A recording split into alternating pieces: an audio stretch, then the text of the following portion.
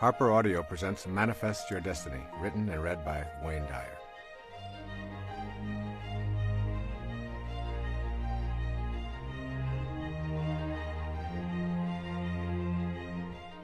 I would like to begin this program with two quotations from the New Testament, the book of John.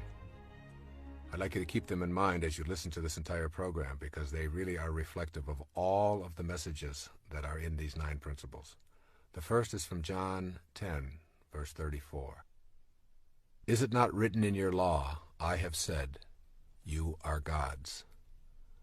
And then from John 14, verse 20, on that day you will know that I am in my Father, and you in me, and I in you. You have the power within you to attract to yourself all that you could ever want. This is the central theme of Manifest Your Destiny, which is unlike any book or program that I have ever previously produced. I have chosen to write and talk about manifesting because I have been drawn to it, rather than because it is the next logical step in the progression of books and programs that I have produced over the past 2 decades. As I began writing, I felt a kind of humility, along with a feeling of arrogance. These feelings created questions such as, who am I to write about this capacity to manifest? Isn't this territory reserved for divine beings? What gives me the authority to tell others about an ability that is unique to the gods? These questions swirled around inside of me, and I was motivated by more self-doubt than I like to acknowledge. And then I did what I have encouraged my readers to do in my most recent book, Your Sacred Self. I banished all my doubts, and I began listening to the inner voices that kept telling me I would receive the guidance I needed, and that I would not be alone in this project. In other words, I surrendered and went deep within in my meditations and allowed myself to release all fear and doubt and simply to trust.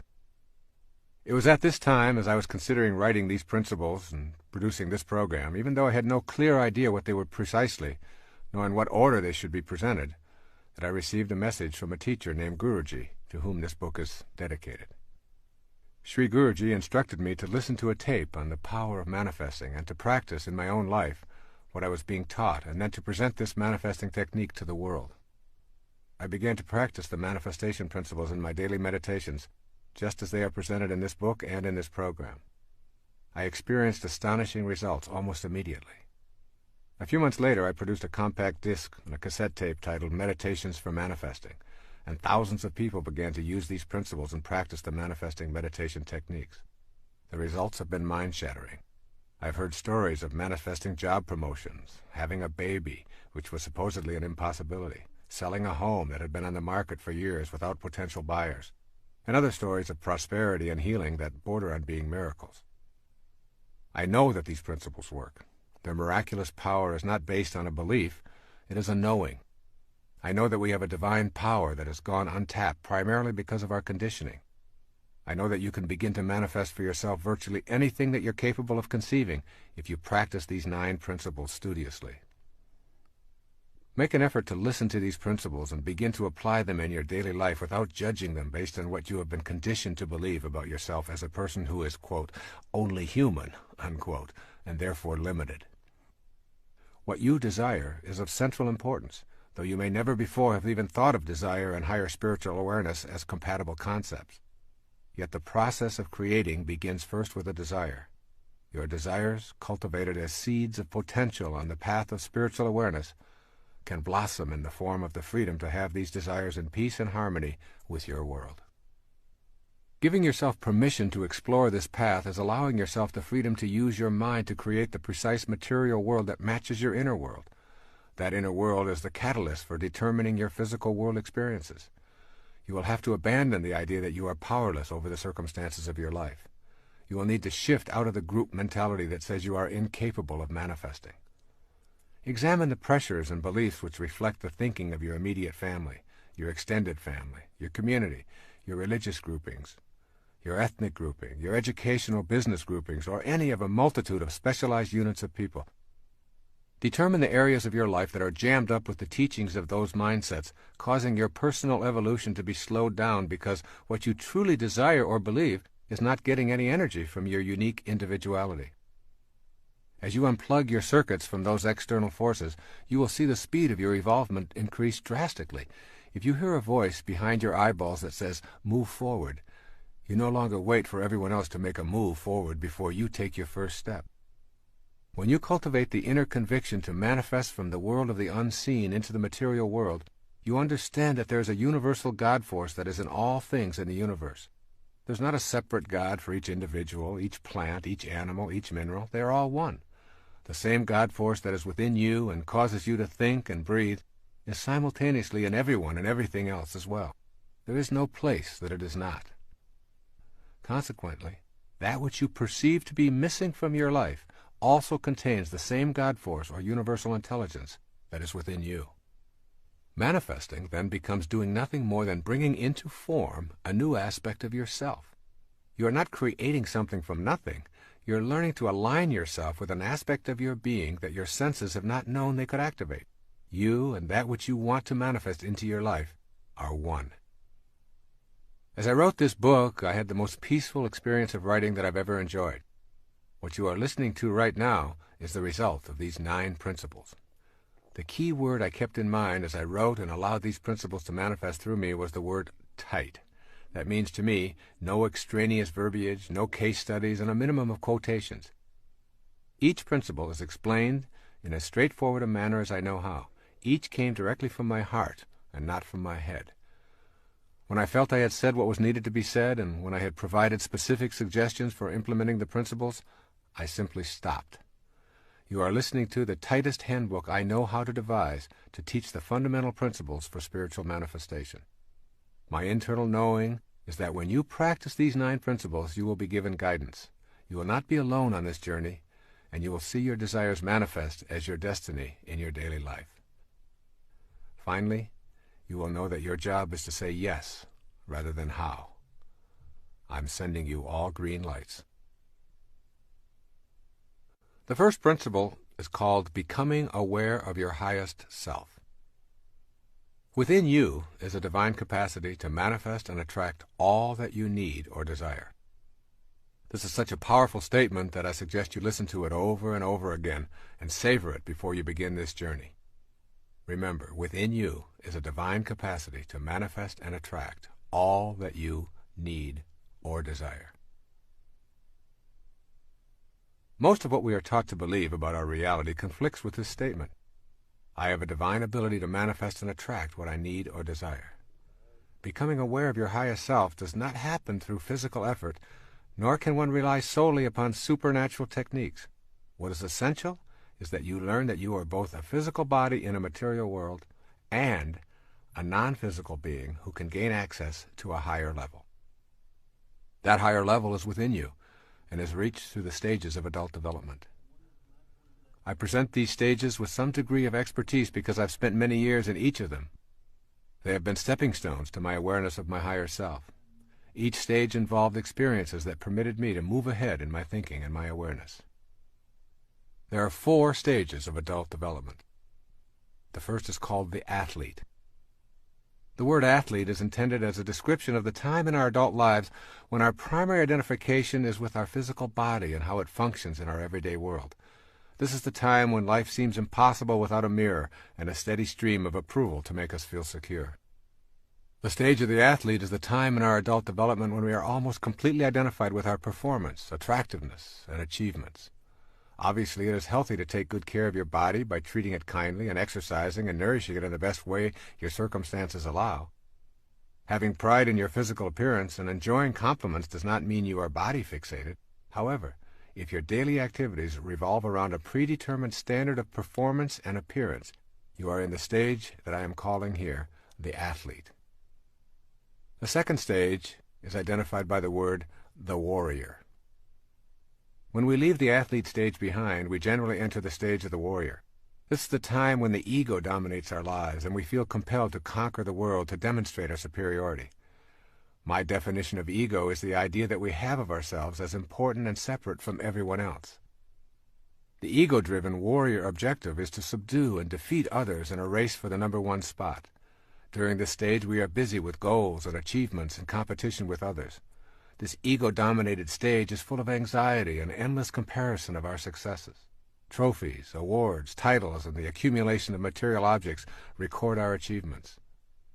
The warrior is intensely concerned with the future and who might be in his way or interfere with his status. The third stage is identified by the term the statesperson. The statesperson stage of life is the time when we have tamed our ego and shifted our awareness. In this stage, we want to know what is important to the other person.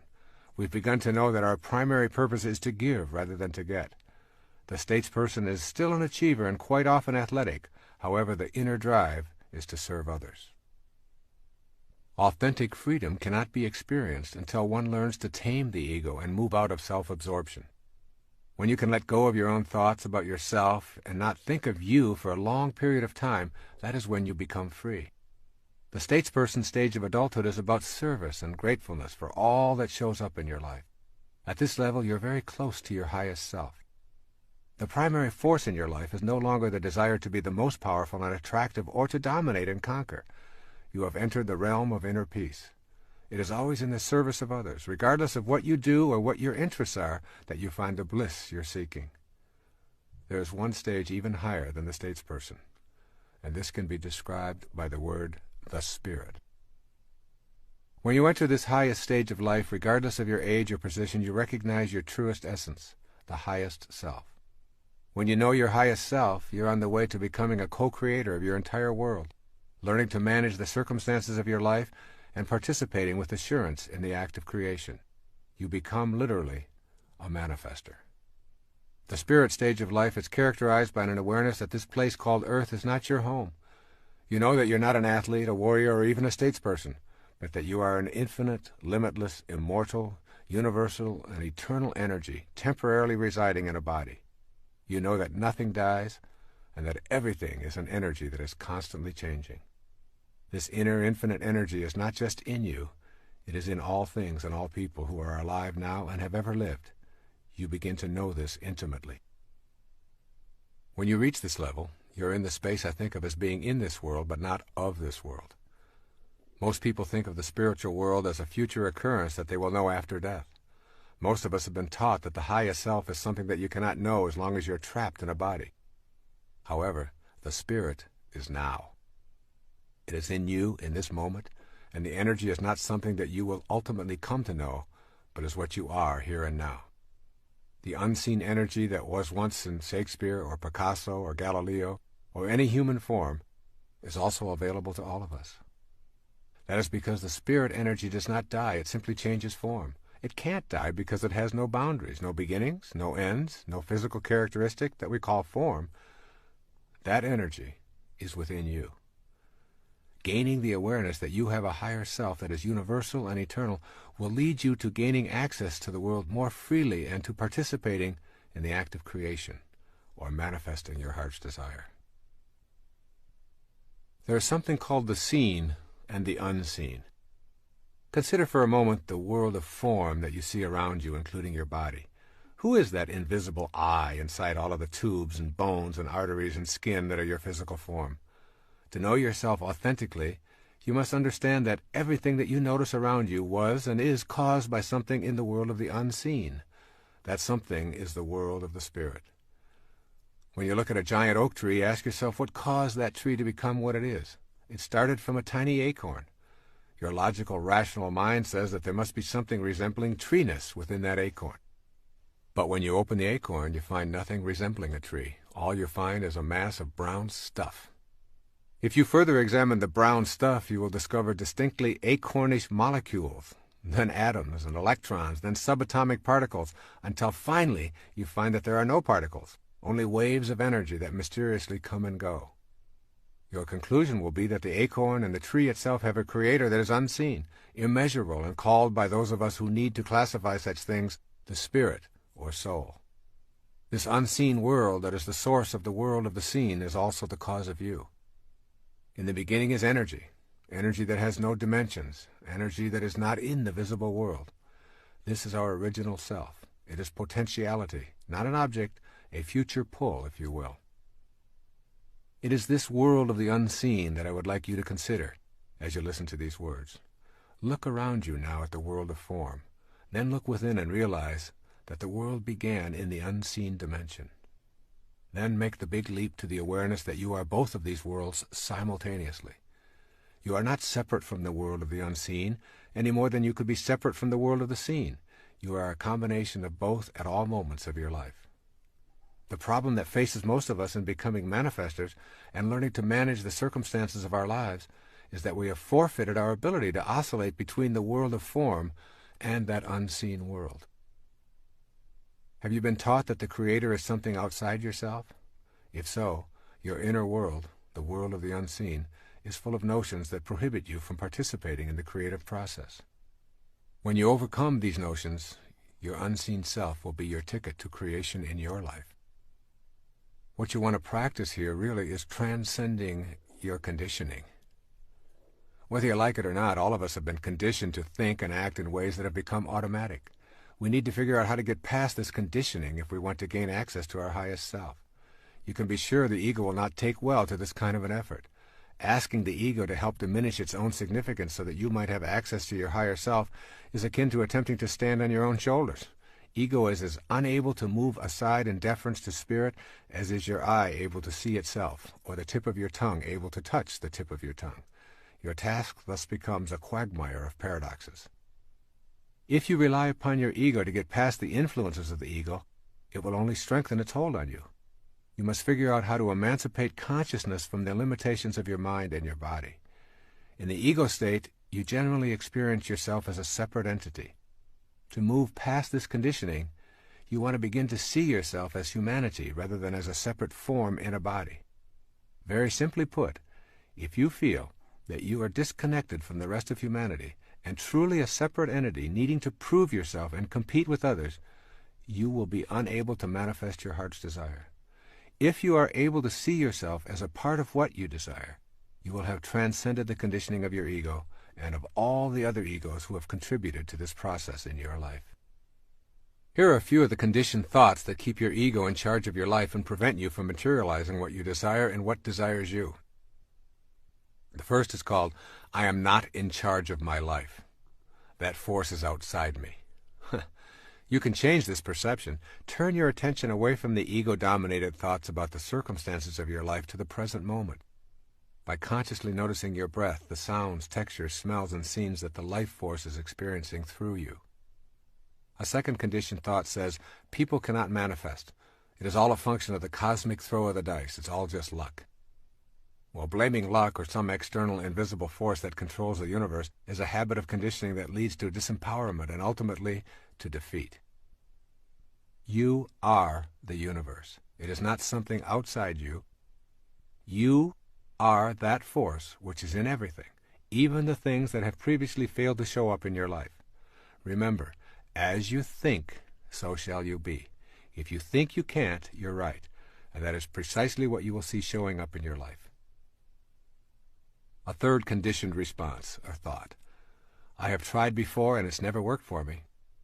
Here the conditioned response is believing that once having tried and failed, further efforts will yield the same results. Let go of your obsession with the past and with trying, and instead remain relaxed and casual in the moment. Your past is an illusion. It is the trail that is left behind you, and a trail behind you cannot drive you today, regardless of what you choose to believe.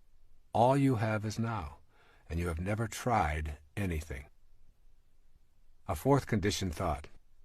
Only highly evolved beings can manifest. Here again, this is the ego saying that you are separate and distinct from your spiritual teachers and others who live at the highest levels. Relinquish those thoughts and replace them with seeing yourself as connected to everyone by that unseen life force that is your divine essence. The first spiritual principle directs you to overcome your conditioning. It requires you to adopt a new attitude about yourself, and then to put this attitude into daily practice. I am encouraging you to know the highest self rather than read about it, to know it in the deepest reaches of your being, and then to never doubt it again. I encourage you to follow these suggestions for developing the first principle as a permanent part of your total awareness. The first suggestion. Think of this definition of enlightenment: to be immersed in and surrounded by peace. Your highest self only wants you to be at peace. It does not judge, it doesn't compare or demand that you defeat anyone or be better than anyone. You know your highest self by listening to the voice that only wants you to be at peace. That's what enlightenment is. A second suggestion: go beyond the restrictions of the physical plane. The purpose of the highest self is to assist you in this effort. You do this by creating an inner sanctuary that is yours and yours alone. Go to this silent inner retreat as often as you can, and let go of all attachments to the external world of the ego.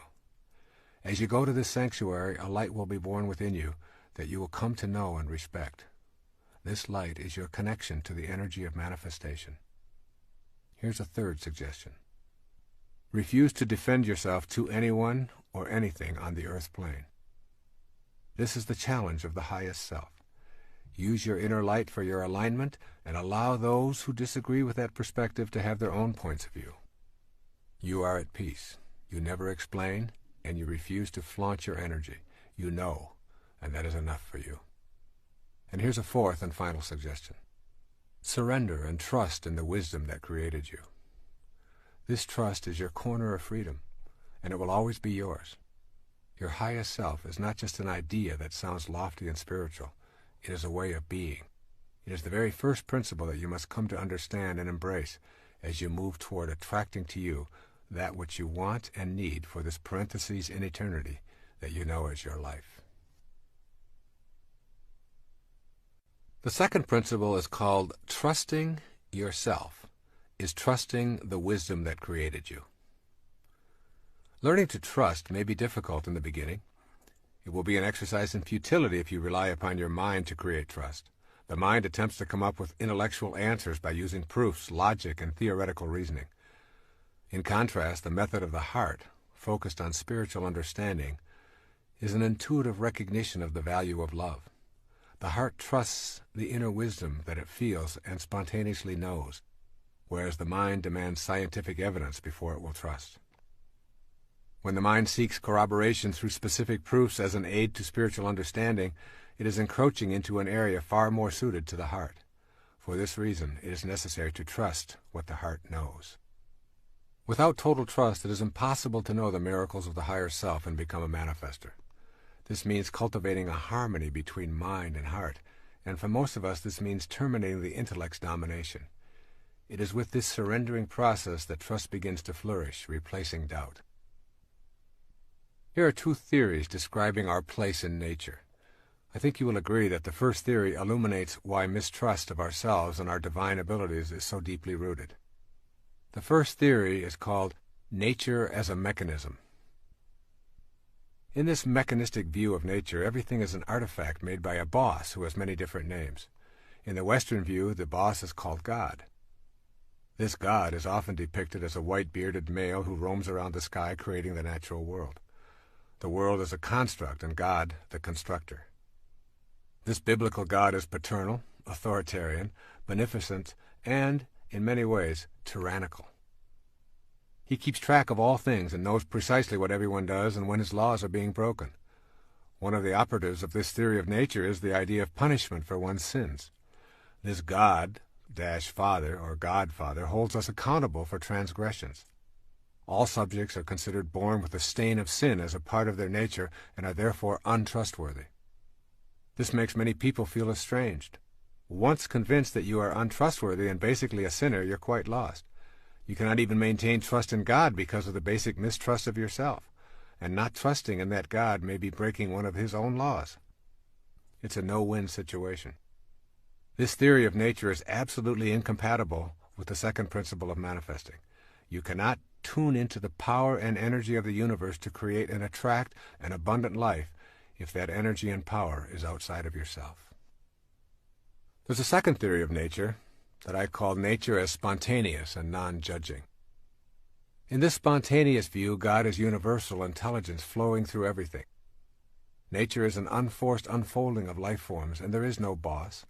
Rather than learning to manage and control the natural world, the impulse is to trust it.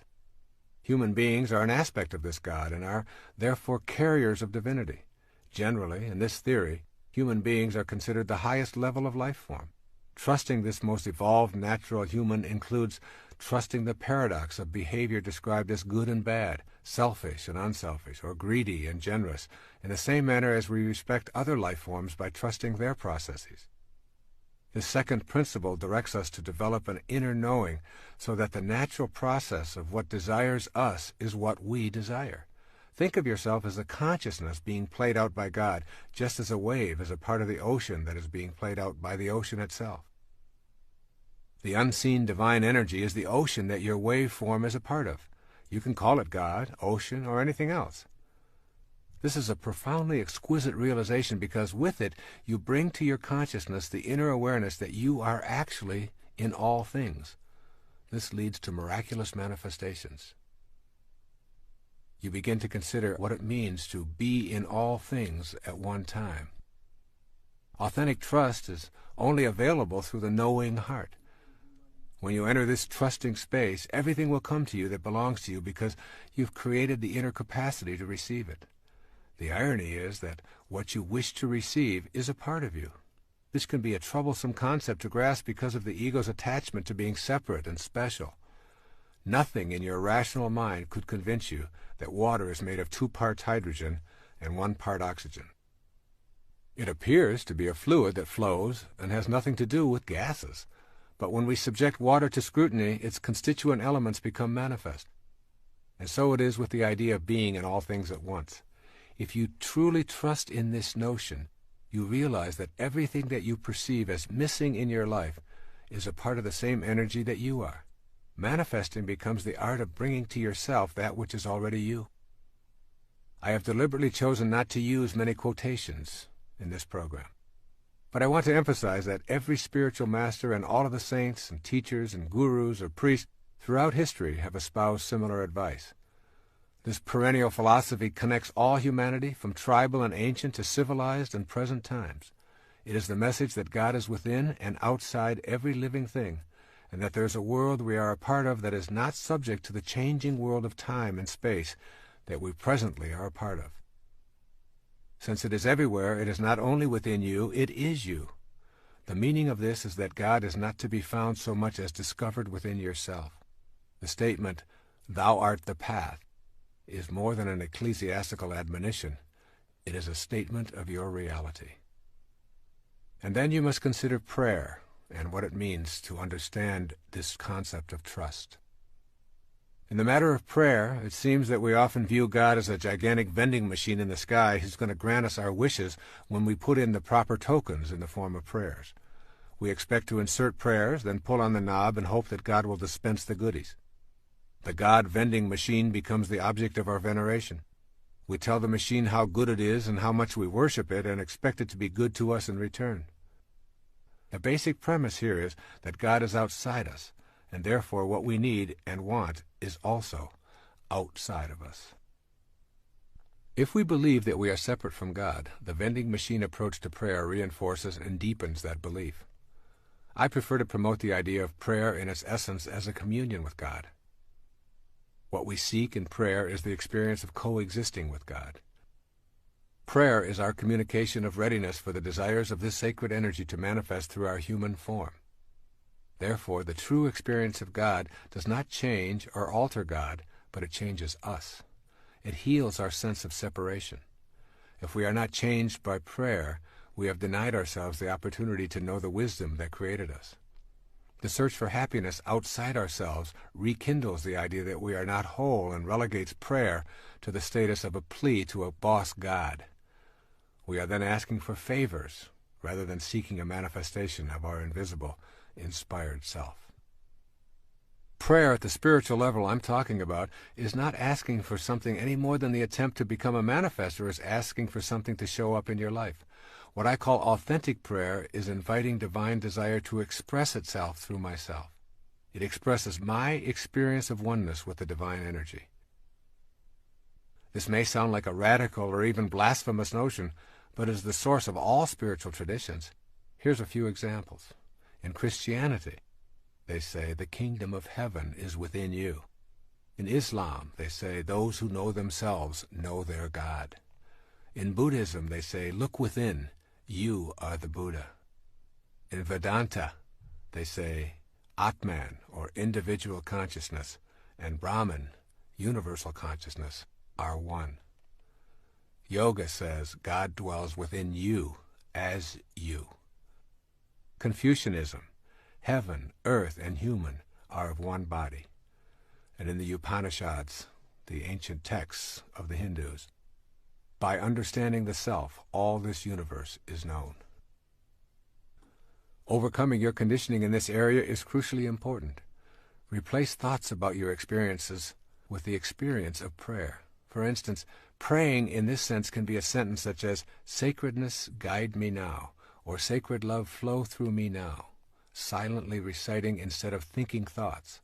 Prayer in this form is tilling and clearing the inner self of ego chatter so that what you desire and what desires you can grow. My own personal practice of prayer is participating in a communion with God, wherein I see God within me and ask for the strength and the inner awareness to handle whatever confronts me. I keep reminding myself that heaven on earth is a choice I must make, not a place I must find.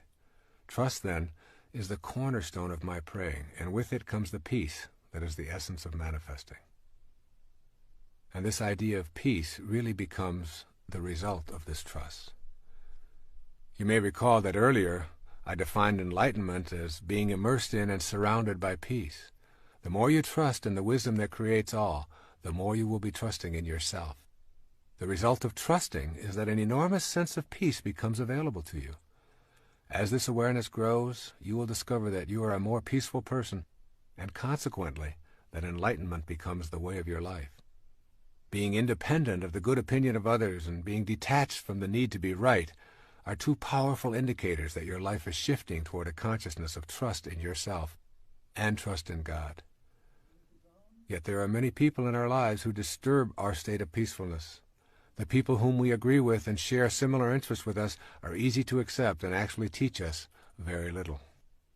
But those who can push our buttons and send us into a rage at the slightest provocation are our real teachers, disguised as manipulative, inconsiderate, frustrating, non-understanding beings.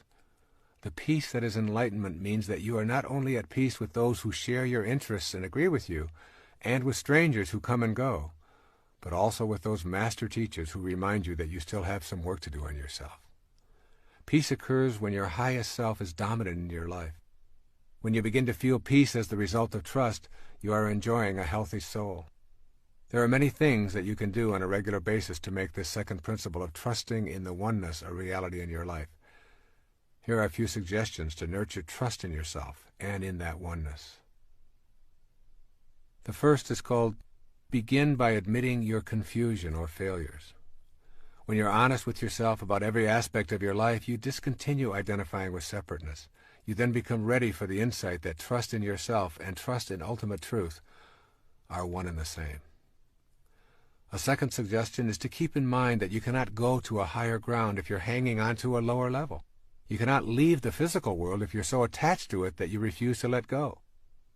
The concept of trust involves surrendering to and trusting the God force. The third suggestion is to acquire a rebellious attitude toward the philosophy that preaches a style of God as boss, who is authoritarian and a benevolent tyrant. Rejection of this model does not mean that you are an atheist, but rather a believer in the true meaning of divinity. A fourth suggestion is to remember that trusting does not mean you never experience life's valleys. There will be peaks and valleys as long as you live in this physical plane. Do not abandon trust when your ego thinks things should be different than they are. It is better to embrace trust when darkness is present, knowing that light will follow. Begin to look for the lesson in the darkness, rather than cursing it. And a fifth suggestion is to take your serious problems and turn them over to God. Say something like the following: I've not been able to resolve these issues in my life. I would like to show my trust in the divine force by simply turning them over to your divine hands, which I know are also mine, and I trust that this action will lead to a resolution of these problems. A sixth suggestion is to remember that the presence of complete trust is evident in your life when what you think and feel and do are all balanced and in harmony. To say, I believe in a healthy body, and to practice eating in unhealthy ways dissolves trust in yourself. When you are incongruent with your thoughts, you are showing a lack of trust in the divinity that is your essence. And finally, a seventh suggestion: begin a meditation practice of contemplating the supreme principle that is beyond the pettiness of this world. Meditation is not merely making the mind think that it is meditating. Meditation is literally the embodiment of truth and trust. It is knowing that I can confront myself in a spirit of serenity, and that what I seek will be attracted to me. This, then, is the energy of manifesting, and it comes most frequently when the mind is quiet. It is the quiet mind that comes in contact with the truth. This process of closing my eyes and becoming serene gives me the ability to tap into that source of inspiration. Inspiration, the very word comes from in spirit. This second principle of manifesting leads us to a higher place within ourself. You will be a silent sage, moving through this material plane, knowing that you have tapped into a source of inspiration that provides you with all the sustenance you need. Indeed, you will begin to see how this earth plane is really a very big part of you, more so than you might ever have imagined. And this then becomes the subject for the third principle of manifesting. This third principle of manifesting is called, you are not an organism in an environment. You are an environed organism. One of the reasons the idea of being able to manifest is so foreign to most of us is because we have been brought up to believe that as individuals we are separate from our environment. We think it is our role to dominate it. Armed with this kind of logic, we are diminished in our ability to sense our connection to the environment. This third principle of manifesting begins with the understanding that it is absolutely impossible to describe ourselves as separate from our environment. I am coining a new word for the purpose of articulating this principle. Consider yourself an environed organism. This word signifies that there is absolutely no difference between you and your environment. You are your environment, and even more significantly for the purposes of this tape, your environment is you.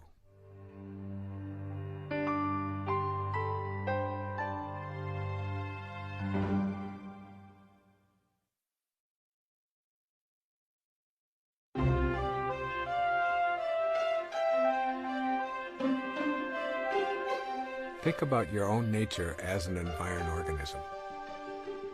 Try thinking of the external world, your environment, as your extended body. That is, you are not separate from the external world. In this concept, it is impossible to describe yourself without including your surroundings. In fact, it is not even possible to see or hear yourself as a separate entity apart from your environment. For example, describe yourself walking, just you walking.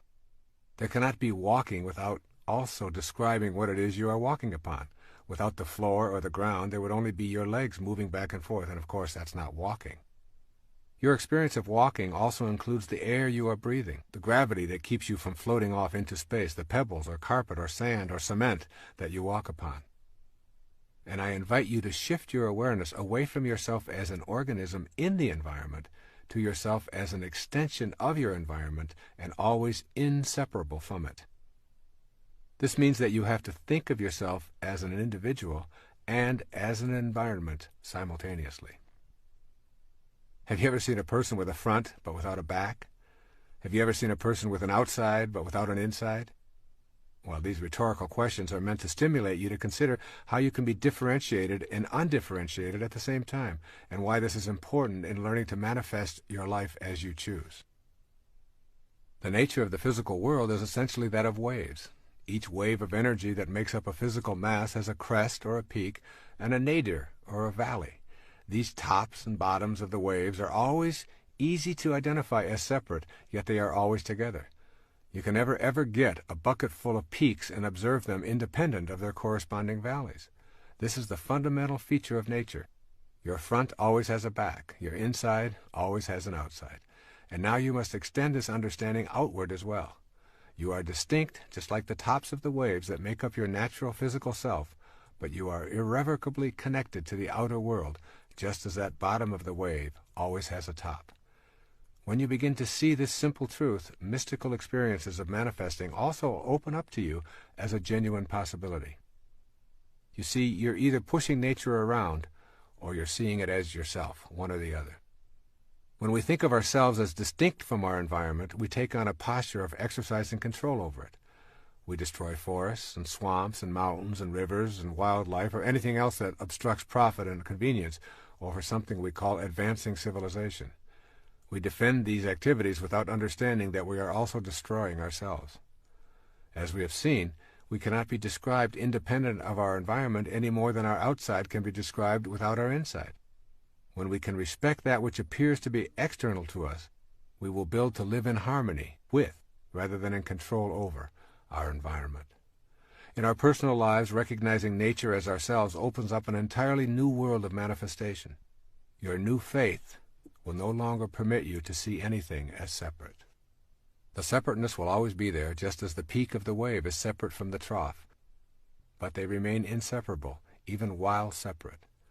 You will have fused the dichotomy that prevents you from putting this connective energy to work.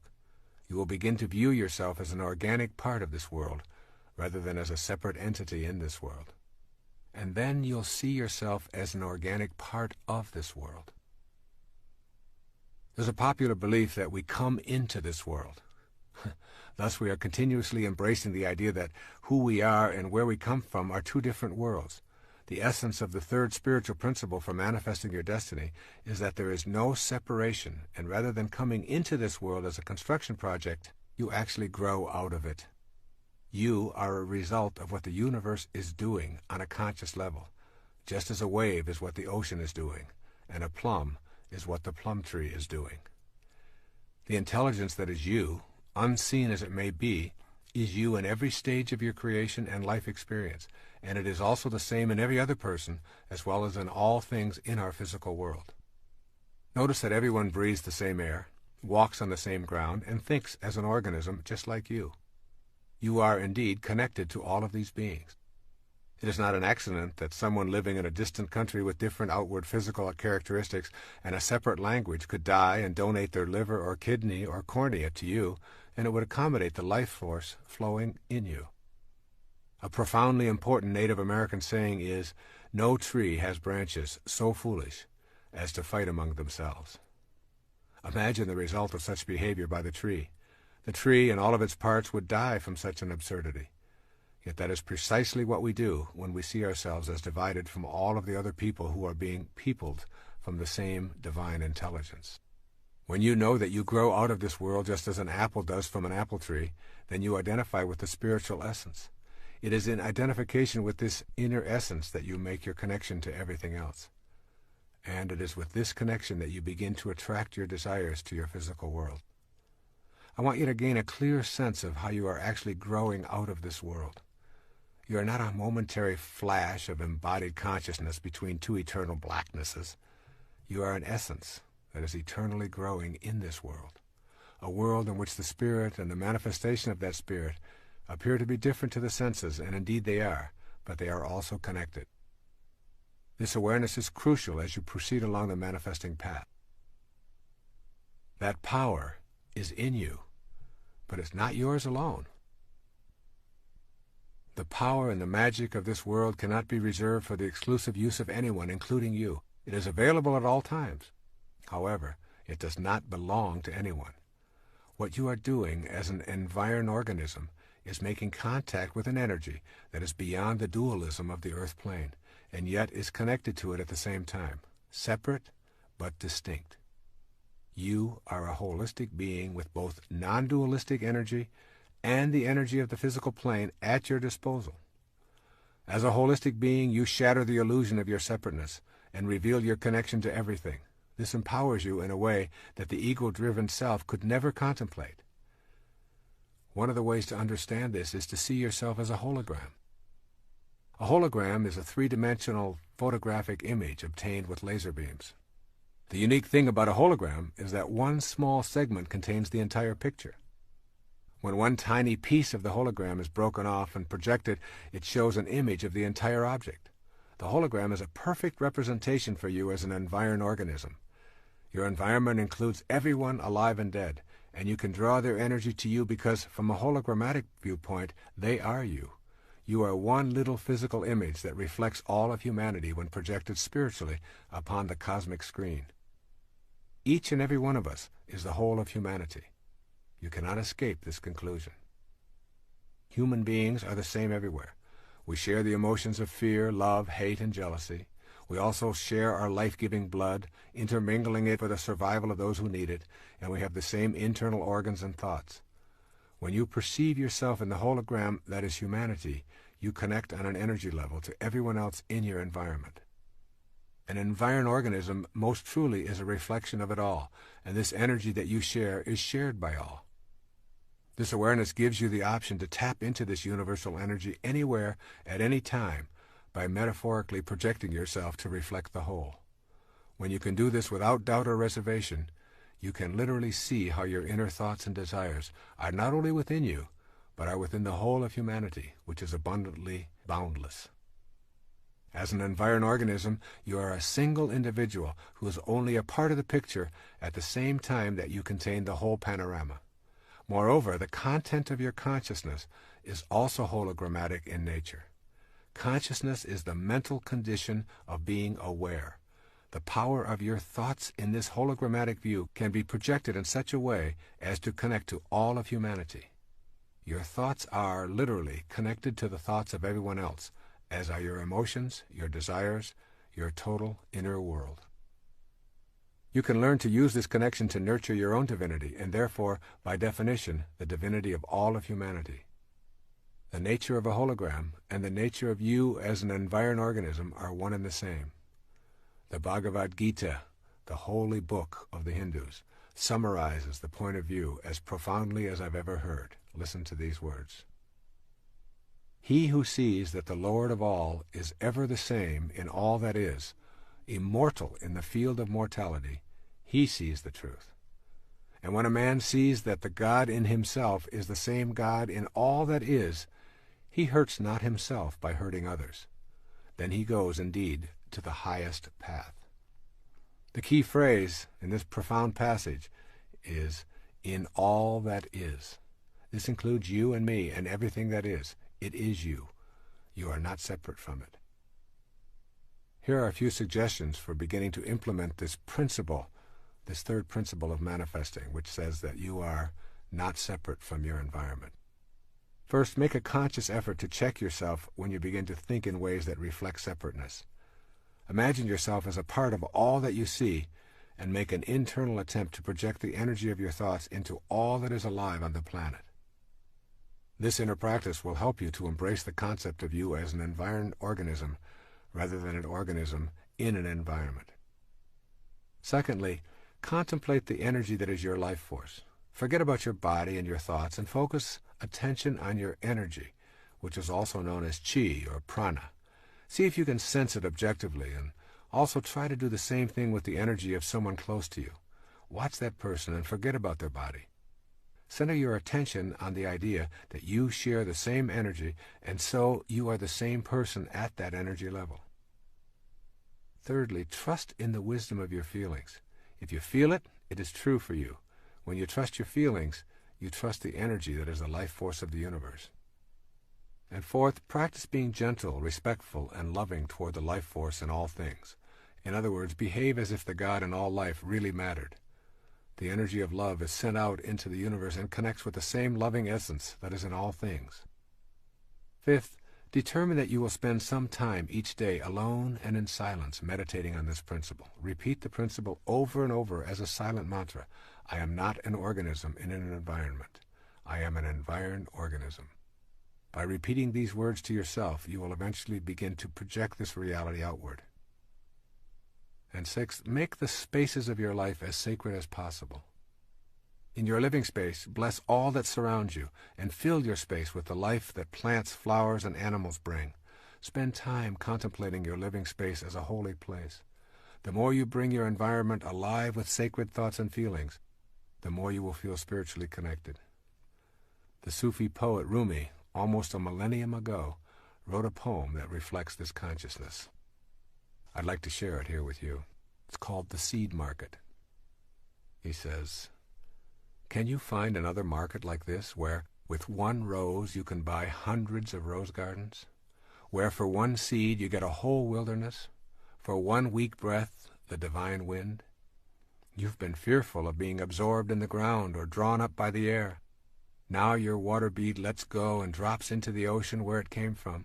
It no longer has the form it had, but it's still water. The essence is the same. This giving up is not a repenting, it's a deep honoring of yourself. When the ocean comes to you as a lover, marry at once, quickly for God's sake. Don't postpone it. Existence has no better gift. No amount of searching will find this. A perfect falcon, for no reason, has landed on your shoulder and become yours. A seventh suggestion is to become aware of how your judgments prevent you from connecting to whatever you are judging. A judgment is a definition of yourself as separate from that which you are judging. Remember that it is possible to look out on the world and not condemn it, to have absolutely no judgment or interpretation of it, but to just allow it to be. And an eighth suggestion: have fun with the idea of yourself as a hologram. If you remember that you are a tiny piece of humanity reflected in your own little image and personality, then you have a green light to reflect the humanity that you would like in your world. You are one tiny bit of a 6 billion or so piece hologram, and you reflect all of those 6 billion pieces at every given moment of your life. This is the third principle of spiritual manifestation. We are all simultaneously our own beings and all that is outside us as well. We cannot ever separate ourselves from our environment while we are in a physical body. Knowing this puts us in touch with the energy of attraction that is the subject matter of the fourth principle. The fourth principle of spiritual manifestation says, you can attract to yourself what you desire. The central notion of manifesting is the understanding that you have within yourself the ability to attract the objects of your desire. Now, this may still seem to you to be out of your power, but if you have understood the previous three principles, then you're beginning to know that this power is within you. Being able to attract your desires may seem more likely when you consider how things move from the world of the formless into the world of the form.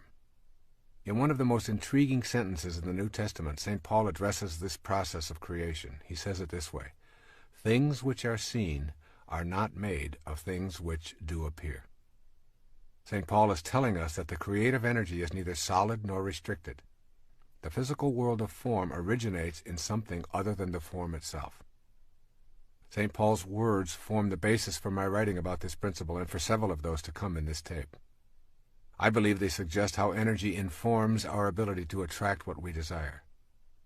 St. Paul is giving us a clue about bringing our desires into the world of matter. Energy then becomes a force that we can tap into. In a film about his boyhood, Albert Einstein describes picking up a compass and watching it in fascination as the needle moved when he changed direction. He said that he became obsessed with understanding the invisible force that moved the compass needle. Where was the force located? Who controlled it? Why did it always work? Like magnetism, there is a force that has many characteristics that are quite impossible to detect with our physical senses. We call this force energy. Energy is in all things in our universe and has an impact upon objects around it with something that we describe as the power of attraction. In magnetic fields, we can easily see it at work, yet we're unable to detect the formless energy with our sensory apparatus. The force is there, attracting and repelling, and it is everywhere on our planet. If it is everywhere, then it is also within us. It seems unlikely that our senses will inform us any better than they help us comprehend how a magnetic pole works. We can see the results, but the force itself is always elusive and in motion. The essence of this fourth principle of manifesting is that we can utilize this energy because we are this energy. We can use this universal energy to bring to us objects of our desire because the same energy that is in what we desire is also in us, and vice versa. It is simply a matter of alignment and will that allows us to tap into this force. Bringing things into the physical world is a process that we call creation. What we create involves the use of the same power that is in all that is created. It is only a matter of degree. There's absolutely no difference in the power that brings something from the world of waves into the world of particles and the power that brings your thoughts or mental pictures into form. I encourage you to listen to this again and again and commit it to memory. The world of spirit from which all matter derives and the world of matter comprise one harmonious whole. They are separate but always together, just like the peak of the wave and its base, separate but forming an inseparable whole. Think of manifesting as nothing more than transforming waves of possibility into particles of reality. The transforming process requires energy. This energy is invisible, but is always in everything, including us. Your mental pictures are related to this power of attraction. There is a power within you that allows you to form a thought or a picture. This mental picturing power is the energy of attraction that is in all creative processes. It is different in degree, but nevertheless identical with the power of attraction. This power is the very substance of life. You can't see, touch, or hear this power, but it is within you. In using this power, you are not in any way attempting to change or interfere with the laws of nature. You are fulfilling the laws. This undifferentiated power is the basis for the mysterious attraction that draws your desires to you. Think of yourself as a way that God has of particularizing. Then see your ability to formulate mental pictures as the divine creative power energizing through you. Can you see that the same creative energy that particularizes as yourself is what you use to manifest your desires? This power thrives on happiness, love, joy, contentment, and peace. The more blissful and loving you are, the more the divine spirit particularizes within you and the more godlike you become. It is through your thoughts, or how you use your power to create a thought, that all creative energy is attracted to you. If your mental pictures are of being surrounded by things and conditions that you desire, and they are rooted in joy and faith, your creative thoughts will attract these surroundings and conditions into your life. The power to even have a thought is a divine power. With this recognition of its sacredness, you form a vision or a mental picture. Finally, you hold it lovingly in place with the inner knowledge that the God force that brought everything in the universe into existence also created you. The form that this energy will take will be controlled and directed by your will or your mental picturing. It is waiting to take any direction you decide. There is a practice of mental picturing that you can master. The most important thing to remember as you practice mental picturing for the purposes of manifesting your desires is that humans never create anything.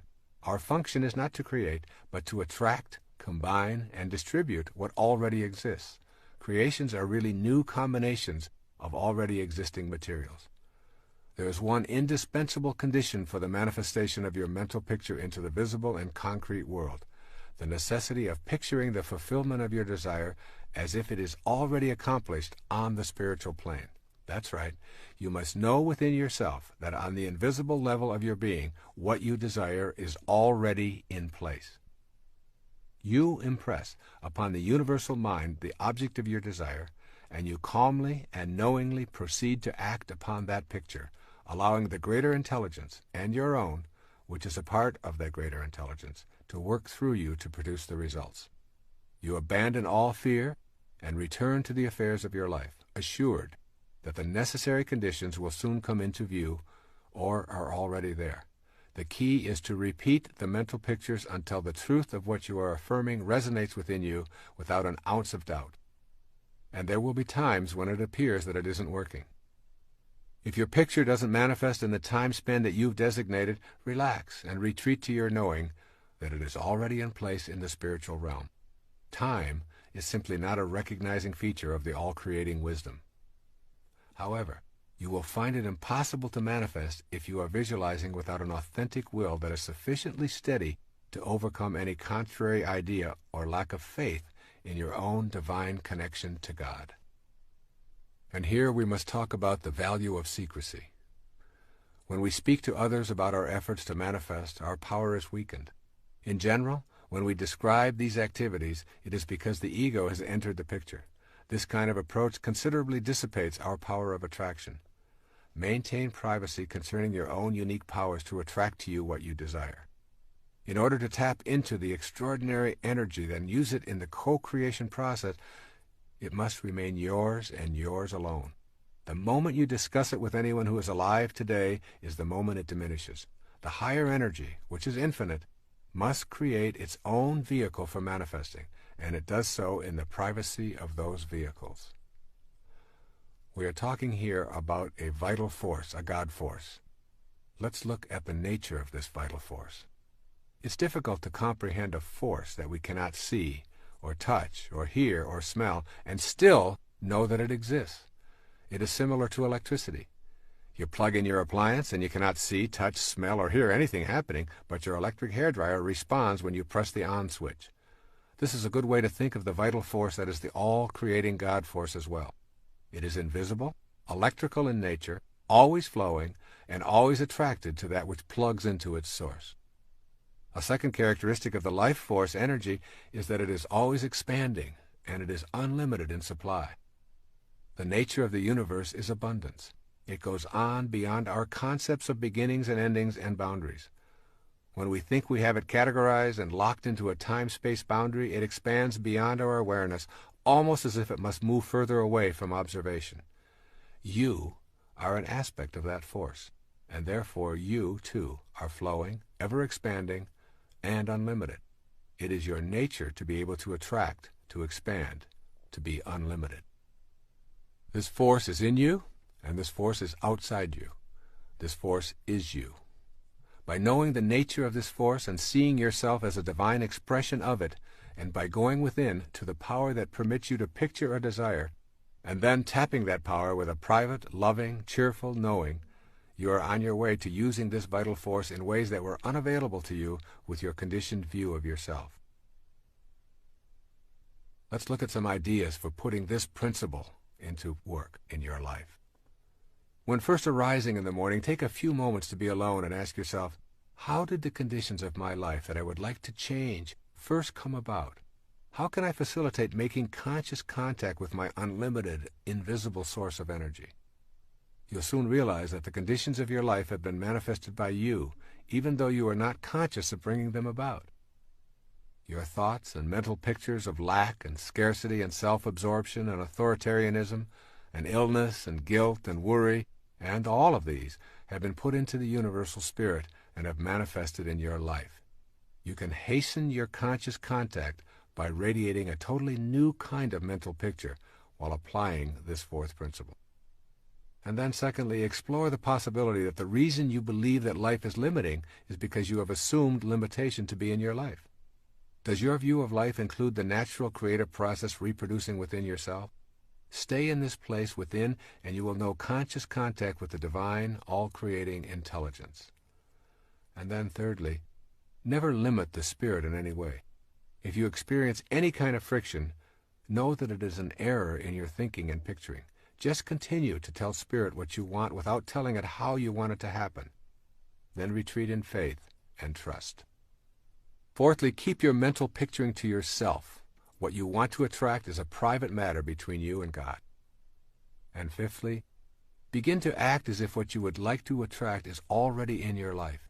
If you want to create healing, formulate the picture, radiate out that energy to connect with the all-creating energy, be cheerful and trusting in your knowing, share it with no one, and then begin acting in a new, healthy manner. If you want to materialize more prosperity, then start the process of thinking abundantly and acting that way also, giving thanks for all that has manifested into your life. And sixth, I recommend that you browse through Walt Whitman's Leaves of Grass daily. Here's a portion that speaks of our oneness with the divine energy. Listen to Walt Whitman. Athwart the shapeless vastness of space, how should I think, how breathe a single breath, how speak, if, out of myself, I could not launch to those superior universes? Swiftly I shrivel at the thought of God, at nature and its wonders, time and space and death, but that I, turning, call to thee, O soul, thou actual me, thou matest time, smilest contented death, and fillest, swellest full the vastness of space. And so it is with you, no different from Walt Whitman or anyone else in the universe. Here's our fifth principle of manifesting. Honoring your worthiness to receive. In order to become a manifester, literally taking part in the process of co-creating your life and attracting to yourself the objects of your heart's desire, you must know that you are worthy of receiving. This will mean examining the attitudes that you knowingly and unknowingly hold about your life. Your thoughts, which are the architects of the foundation of your material world, are what you want to examine. You can remind yourself all day long that the same power that brought anything into the physical world also brought you. But if you do not feel worthy, you will disrupt the natural flow of energy into your life and create a blockage that makes manifestation impossible. The fifth principle reminds you that you are worthy of abundance. If your thoughts are based on an image of unworthiness for any reason at all, you will manifest what those thoughts impart to the universal mind.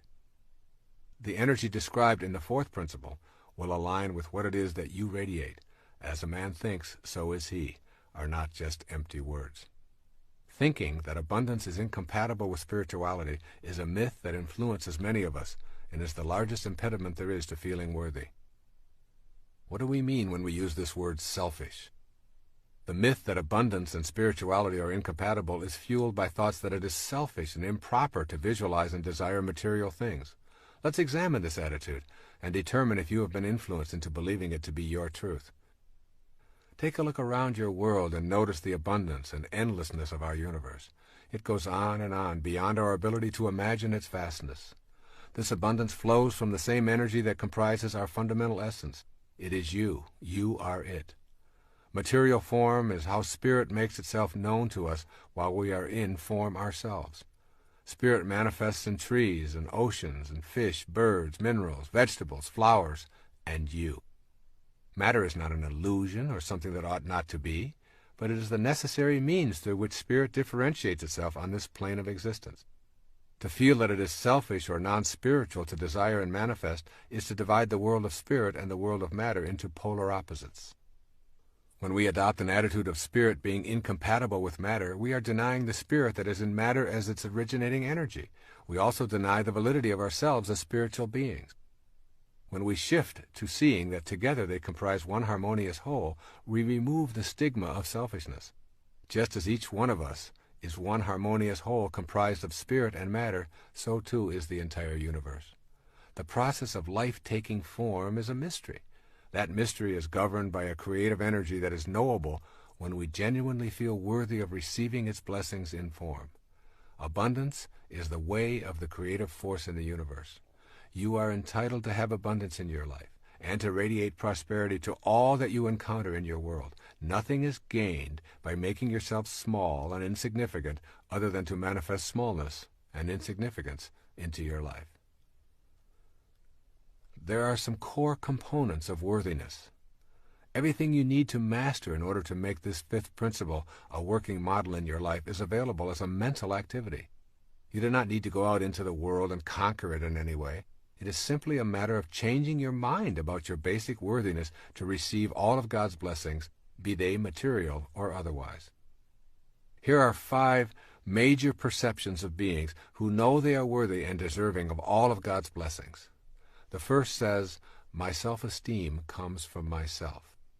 This person's statement of his or her inner perceptions might be something like the following: "As a child of God, my worthiness is a given.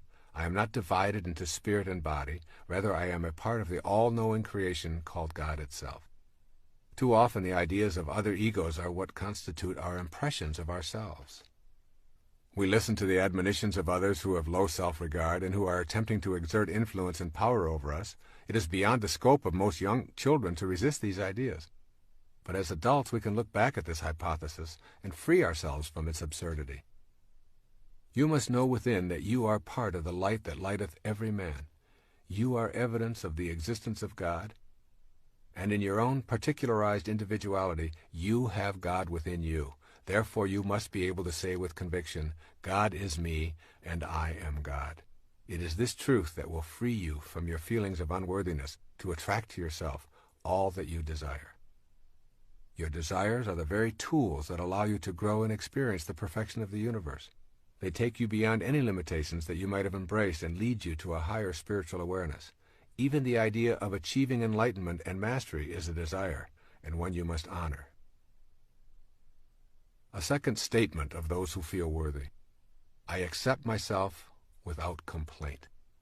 A person with this self-perception thinks something like the following: I am willing to face everything about myself without lapsing into self-contempt or repudiating my essential value as a piece of God. Self-acceptance is something that must be unconditionally known within ourselves. To accept oneself is not necessarily to accept every behavior. Rather, it is a refusal to engage in sabotaging acts of self-loathing. If you are in a state of self-rejection, you cannot feel worthy of the munificence of the universe. Your inner energy is centered on what is wrong with yourself and with complaining to yourself and anyone who will listen. Self-acceptance is nothing more than a shift in consciousness. It requires only a change of mind. If your hair is falling out, then you have the choice to mask it, worry about it, or accept it. Acceptance means that you honor your body and the divine intelligence that is at work. And when someone else implies that you have a problem because your hair is falling out, you don't even know how to relate to their observation. Acceptance removes the label of problem. This is not a faked attitude. It is merely removing the ego from your inner assessments, which are centered on the approval of others. With self-acceptance, you are able to honestly say, I am what I am, and I accept it.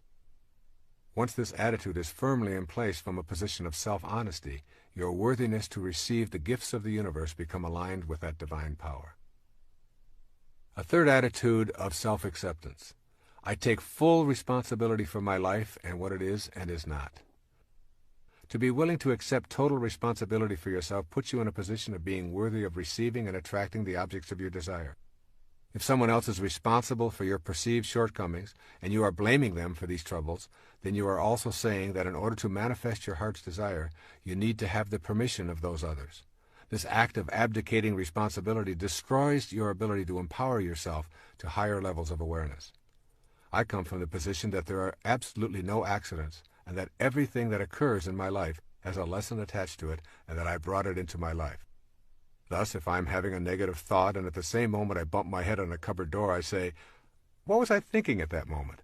And I take full responsibility for correcting those negative thoughts and for the bump that reminded me to correct that kind of thinking. This little game serves me in the sense of taking full responsibility for my life and eradicating the inclination to blame other people or circumstances. I trust in this inner knowledge. I rely on seemingly coincidental happenings, and I know that I am responsible for all of it. As this sense of responsibility has grown, I find it impossible to blame anyone for anything in my life. The willingness to be responsible without complaining puts you into the natural flow of all divine energy. With an attitude of self-responsibility, you will notice that the heavens are exceedingly cooperative. A fourth attitude of self-acceptance says, I do not choose to accept guilt into my life. This mindset creates thoughts such as, I will not use up the precious currency of my life, my present moments, immobilized with guilt over what happened in the past. This statement requires you to know the difference between A, genuine regret and learning from the past, and B, remaining in a state of reproach or guilt today. Learning from one's mistakes and taking corrective action are spiritually and psychologically sound practices. You did it, you didn't like the way you felt afterwards, so you decide not to repeat the behavior. That is not guilt. Guilt is when you continue to feel immobilized and depressed. Those feelings keep you from living effectively in the present. When you are filled with guilt, your energy is awash with anguish and self-reproach. You are so down on yourself that you are feeling unworthy of receiving blessings from the universe or anyone in it. Persistent feelings of guilt will prevent you from manifesting anything worthwhile because you are attracting the very same things that you are putting out to the universe. For example, if you are chronically overweight or addicted, your internal sentence of guilt sounds something like this. I'm really going to love myself when I finally am at a normal weight. Or I will truly value myself as a worthwhile human being when I am finally over this addiction once and for all.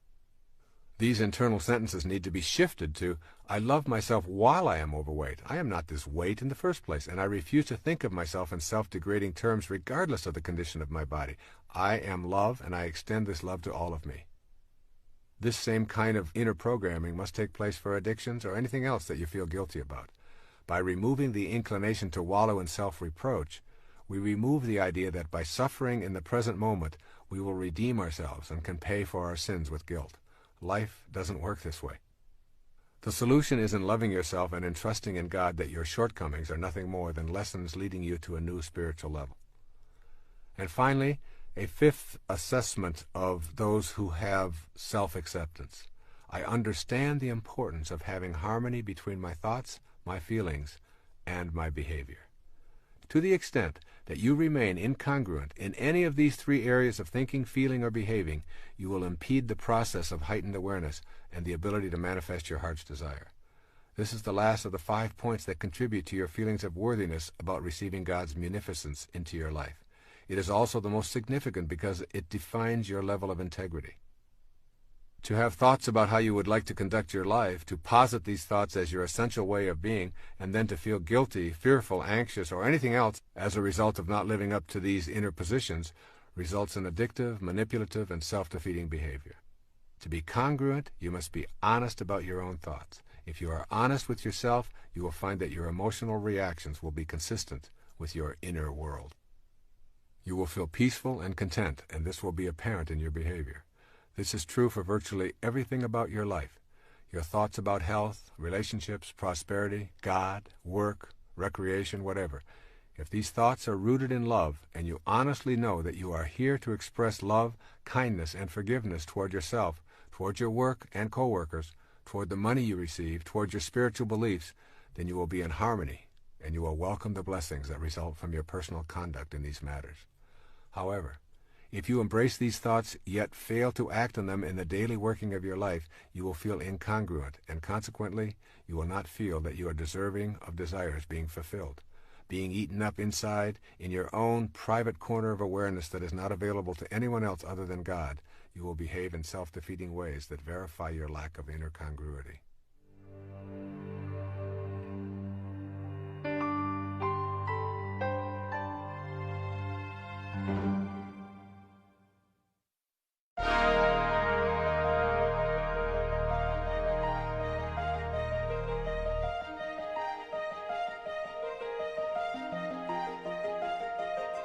These 5 attitudes provide you with the tools for creating an inner atmosphere of worthiness.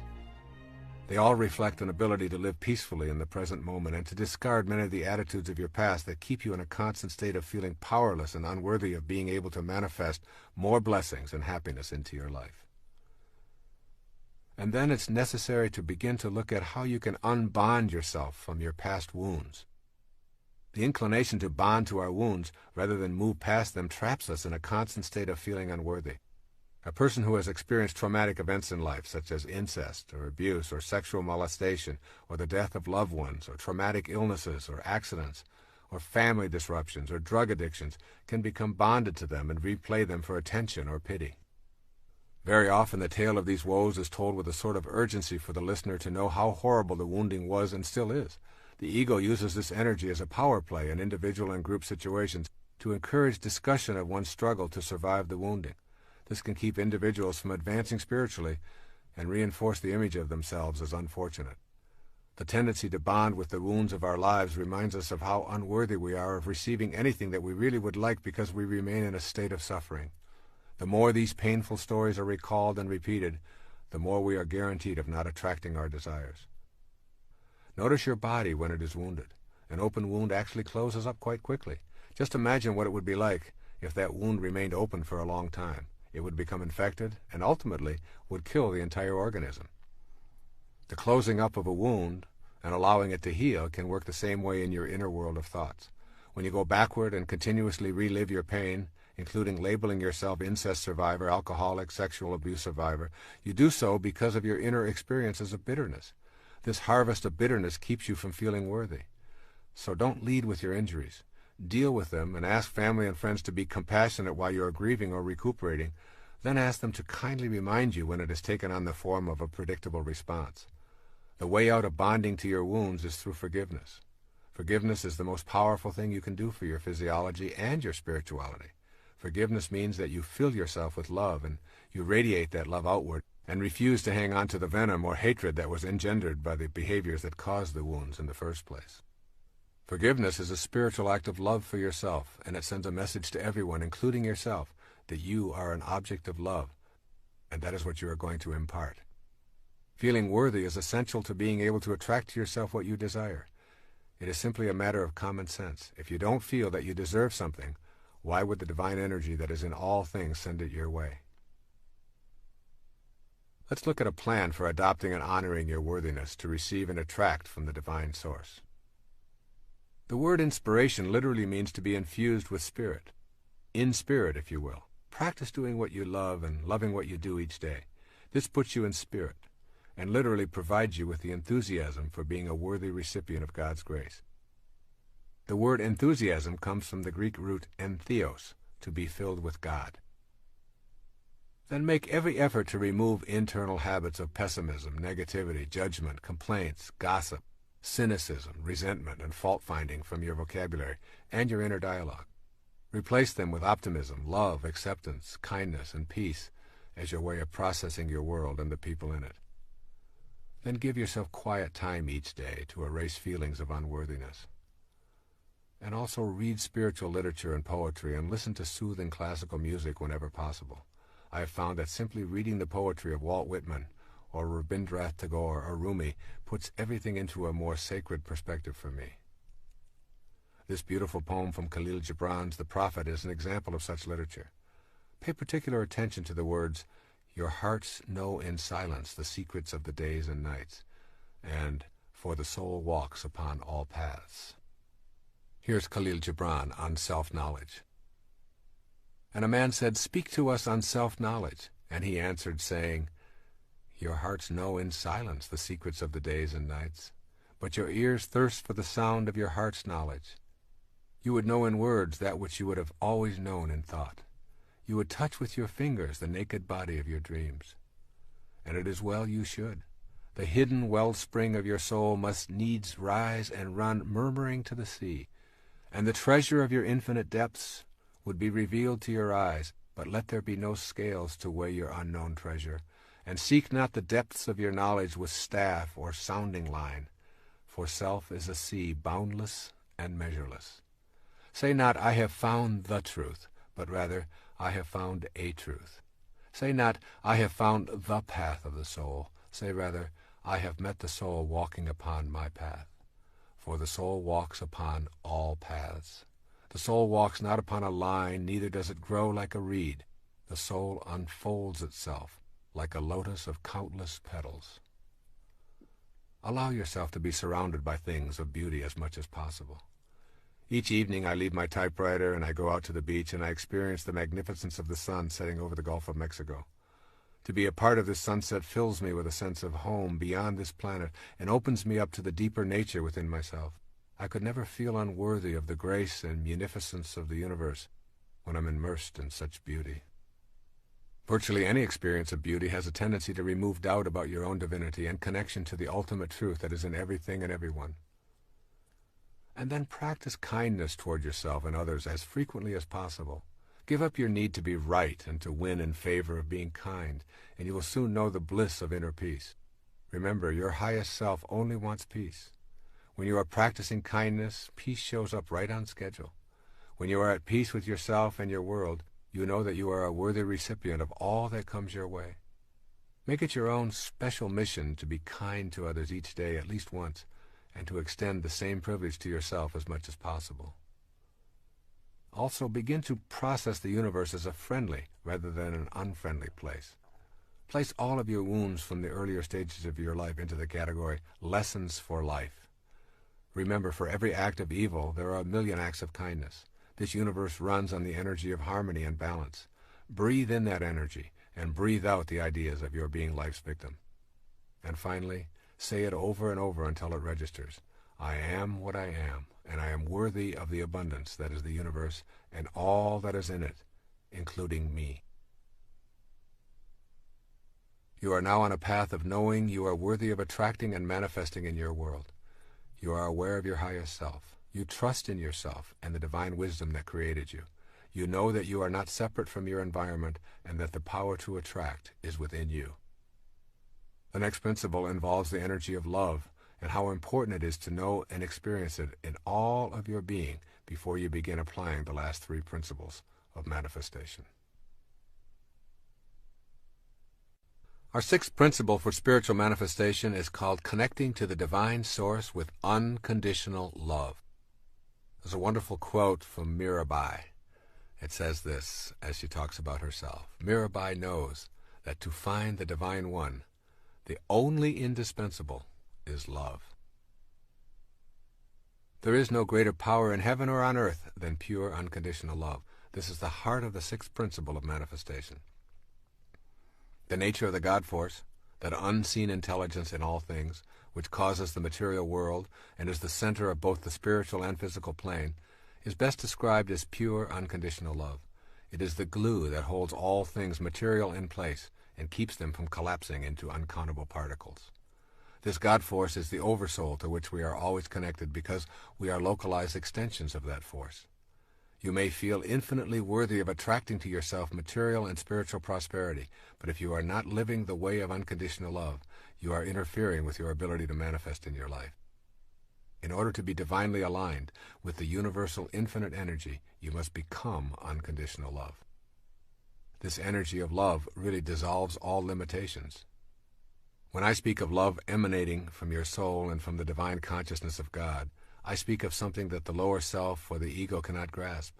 I am not speaking about feeling good toward others, romantic love, showering everyone with affection, or touchy-feely behavior here.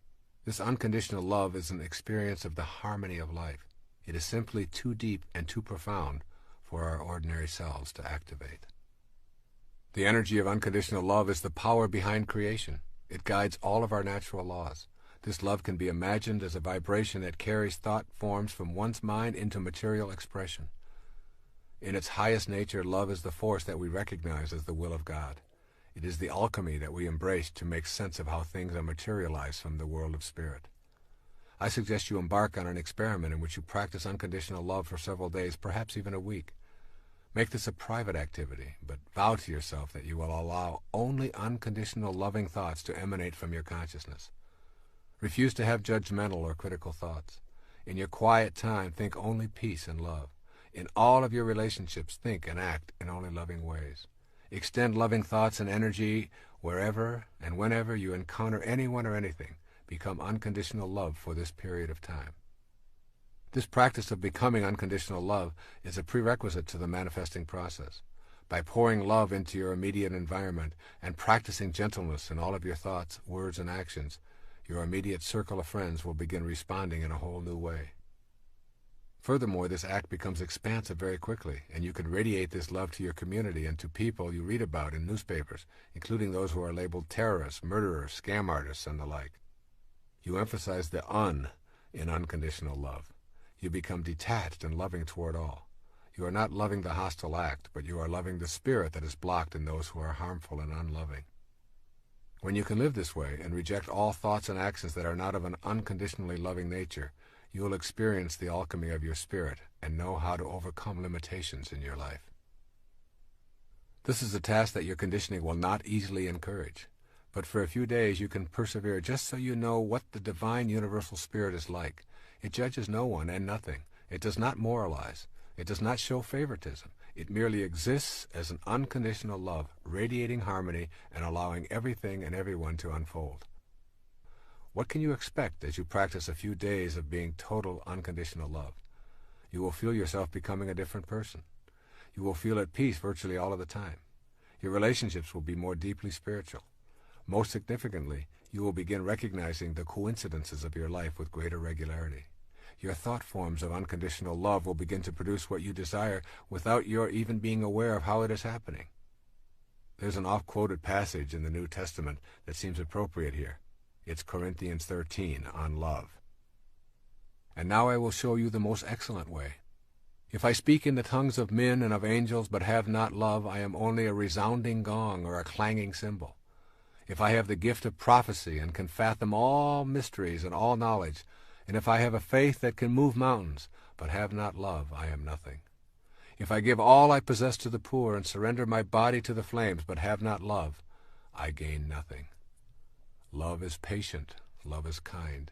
It does not envy. It does not boast. It is not proud. It is not rude. It is not self-seeking. It is not easily angered. It keeps no record of wrong. Love does not delight in evil, but rejoices with the truth. It always protects, always trusts, always hopes, always perseveres.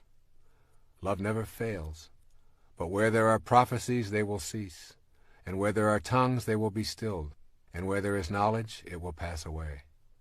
For we know in part, and we prophesy in part. But when perfection comes, the imperfect disappears. When I was a child, I talked like a child. I thought like a child. I reasoned like a child. When I became a man, I put childish ways behind me. Now we see but a poor reflection as in a mirror. Then we shall see face to face. Now I know in part, then I shall know fully, even as I am fully known. And now these three remain: faith, hope, and love. Yes, and the greatest of these is love. I'm well aware of the improbability of living an unconditionally loving life in all of our moments. I imagine your ego is protesting that this idea is absurd because you are only human and humans have shortcomings. Nevertheless, I ask you to do this exercise for a few days or a week. You see, I know that it will become habitual when you feel the richness of your life with this new awareness. There's something that is called the process of detached observation. One of the great meditation exercises that I learned many years ago involves imagining lifting yourself out of your body and floating into space so far that you are actually observing the entire planet. If you do this, try to imagine what the Earth is like without you on it. It is a very difficult task for your ego to even contemplate the world without you on it. Next, begin to observe the planet without any judgment, refusing to label anything good or bad, right or wrong. Simply instruct yourself to notice, allow, and send unconditional love. The process of being a detached observer occurs in the silence of your contemplations or meditations. Begin by seeking out time to be quiet and enter this inner place of love. It is in that silence that you will come to truly know the divine energy of unconditional love. It's a difficult thing for our egos to contemplate this concept of oneness. Unconditional love and becoming a co-creator in your life is possible when you know that God is not separate from you. You and God are one and the same. In the New Testament, Jesus says to the multitudes, "I have said, ye are gods." And later, "When a man believes in me, he does not believe in me only, but in the one who sent me. When he looks at me, he sees the one who sent me." What it means to be in a state of oneness is that you know the unconditional love that God has for all of creation is also the unconditional love that can be you if you make that choice. If you place restrictions on that love or withhold it dependent on your judgments and hatreds, then you make it a conditional love and remove yourself from the possibility of co-creating with God. We have unconditional freedom for our thoughts to be what they are. That is how you are loved. That is your gift from the divine Creator, expressed through your individuality. Take that freedom away, and you are no longer a human being. You lose your humanity when you lose the unconditional love that allows you to think as you choose. Now suppose that you're able to function in the same unconditionally loving way, simply allowing without judging. You would be experiencing oneness. Your will and God's will would not be in conflict. Use this love for the purpose of creation. Every moment that you create by radiating unconditionally loving thoughts is a reflection of the same love that was responsible for your creation. This unconditional love is really a power, the ability to reach a higher state of being where there seems to be almost no delay between the creation of a thought form and having that thought form show up can be viewed in terms of unconditional love and an absence of making demands on or judging the world. This is a power that I know is possible for each of us when we begin to adopt the basic principles of spiritual manifestation.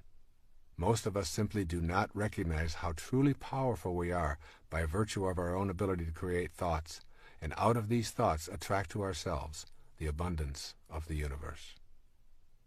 When we think rationally about this power, we immediately think of the conflict between having a free will and having a destiny.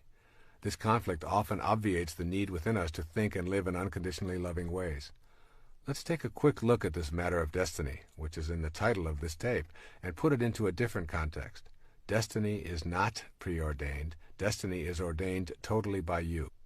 Every single moment of your now existence is the result of your previous thought. The idea that everything is already laid out for you in advance is a hallucination. You can and do manifest your own destiny. Your free will is your gift of unconditional love. You create the destiny with this free will, and when you venture off the path of unconditional love, you are simply living an illusion. The illusion is that the thoughts that you have of your separateness from God's will put you into an obsequious position, that God is something you must fight or fear. Obviously, if this were true, God could not at the same time be all-loving. So what it means here is that you want to know the joy of unconditional love. The most important thing that you will gain from cultivating unconditional love will be freedom from hate and violence. When these thoughts are removed, you discover the presence of joy and peace. This is an automatic reaction to unconditional love, because you are in harmony with the creative source. The ego identifies you primarily as a physical body, separate from God, and in need of constant stroking to massage your self-importance. When you simply say this is an illusion and it doesn't really exist, those ideas are replaced with unconditional love, and the joy you experience is really the denial of the false and an affirmation of the truth of your being. You are absolutely free when you are not consumed with your self-importance. You are free when you no longer need to be stroked, coddled, and approved of by everyone you meet. There is a great sense of joy in feeling free. Think of times when you have felt the freest in your life, when the pressures to perform are off, when you are walking in nature, when you are in solitude and communing with God. Joy, freedom, and unconditional love are inseparable. They flow from the experience of each other. To be joyful is to hold on to nothing and to have no restrictions. This is also the feeling of freedom, and it is a result of embracing the unconditional love of the divine energy that is the center of your being. This is not to say that one ought not to enjoy a massage, a delicious meal, lovemaking, and all of the pleasures of the body, but it is the mind that is processing and allowing you to experience the pleasure. It is the mind that makes it real. Your purpose is to align your mind with the unconditional love that is the divine source of all material things, including your body. With that alignment comes joy and power. When one drop of water separates from the ocean, it becomes a speck that is essentially powerless and weak. But when it aligns with its source, the ocean itself, it is powerful beyond what is possible as an individual drop of ocean, and so it is with you. Unconditional love is really nothing more than the absence of fear. The ego is where fears originate, with constant messages that you are incomplete and need more, that you need to win to be better in comparison to others.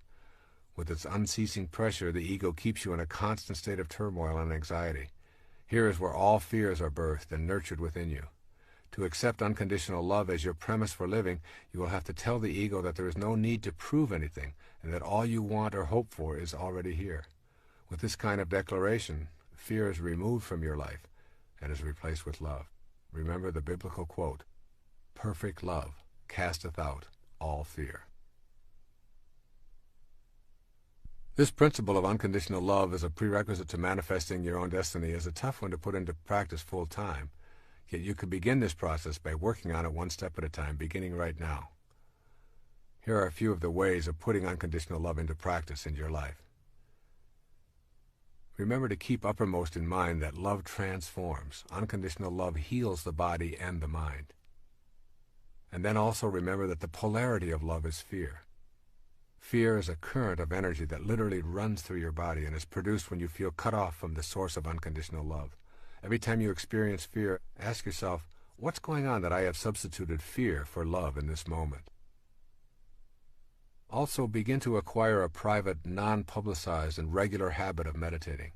With every breath you take, feel yourself taking in unconditional love. With every exhalation, expel thoughts of fear. Then pick one day to practice this exercise with a partner of your choice. Make a decision to think, act, and radiate nothing but unconditional love for the entire 24-hour period, including your dreams. If this works for you for one day, see if you can extend it for another day or two. Also, try making a decision to turn over your most difficult challenges in the area of unconditional love to God. Simply turn them over with a request such as, I have been unable to bring love into my life in these areas, and I am asking for your divine guidance in accomplishing this. Also, in your silent moments of prayer, do not be afraid to ask for help. And then know the connection between manifesting your heart's desire and unconditional love. Without your connection to this love, you lose your connection to the creative process. Unconditional love is in all things you wish to attract as well as in you. Keep it honestly, and you keep your ability to know that you are a God. Lose it, and you lose your godliness. It is that simple. And finally, make your word law. If you say it, live up to it lovingly. This gives you a sense of inner balance. The universe runs on balance, and the energy that keeps it in balance is love. By declaring yourself a person who keeps his word, you align yourself with the loving essence of the world. This concludes the sixth principle for manifesting. Unconditional love is the cornerstone of your mental picturing. You refuse to allow any contrary ego-driven thought to enter the inner kingdom of love. If you activate this principle, you will have revealed a truth that eludes most people. It is with unconditional love that you find your true connection to the divine energy that is in all things.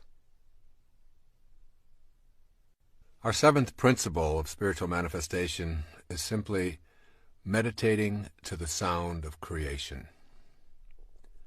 This seventh principle of manifesting will challenge your conditioning probably more than any of the other 8 principles. However, while it contradicts your beliefs about how you fit into the universe, it also expands your ability to create and attract the objects of your heart's desire. Others who have done this meditation on a regular basis have experienced dramatic shifts in their lives and have been able to manifest what they previously believed to be impossible. As you begin opening yourself to this soul-nourishing practice of chanting to the sounds of creation, spend some time carefully studying the other 8 principles. When you begin to practice the 2 daily manifesting meditations, you need to trust in your highest self and meditate with unconditional love. Reviewing the other 8 principles will help to make trust and love available. Meditating with sound can work dramatically in your personal life and can also facilitate a new awareness of our collective abilities to manifest a world free of the demands and petty issues of the ego. I feel blessed to have a spiritual teacher, Sri Guruji, make these meditations available to me to teach to others. Sounds have the power to generate your ability to attract to yourself that which you desire. 3 key words describing the principle are the title of the following section. Listen carefully to these 3 words. Sounds have power. Sounds are a powerful energy. Every sound is a vibration made of waves oscillating at a particular frequency. The frequency range of the human ear is approximately 16 to roughly 40,000 vibrations per second. Sound is the intermediary between abstract ideas and concrete form in the material world. Sounds literally mold the abstract world of thought and spirit into shapes. In ancient ceremonial rites, words, sounds, and shapes combine to achieve certain ends. Each letter in a word signifies a sound and records the expression of a particular sound. Differing sounds were recorded for their own purposes. Sounds have an impact on us in a myriad of ways. The discordant and harassing sounds of machines, thudding, screaming, grating noises, bombard our consciousness and make it difficult to be serene and peaceful. Discordant sounds can cause internal illness or disease. But sound also has healing properties when it is harmonious and soothing. Healing takes place to the accompaniment of soothing harmonies and nature's music interspersed with spiritually nourishing silence. In addition to healing, sound is used in the creation process, which is the central concern of this 7th principle of spiritual manifestation. When we use the sounds of nature that are most consistent with the act of creation, we begin to attract the material form that we desire. Learning how to use sound is a way of harnessing its power for manifesting thought into the world of form. Manifesting is knowing how to make contact with that spiritual vibrational frequency while we are living inside a body in a materialized world. Pay attention to words and sounds because they can attract positive or negative influences into your life. Harmonious sounds are the ones that most contribute to a balanced and creative life. But before going into the actual use of meditation sounds, it is necessary to learn how to prepare yourself to use sounds in your daily meditation. You need to gain access to a method that will take you beyond the mind to a state of consciousness that transcends your thoughts. This higher state of consciousness beyond the mind is called Siddhi awareness. S-I-D-D-H-I. Siddhi awareness.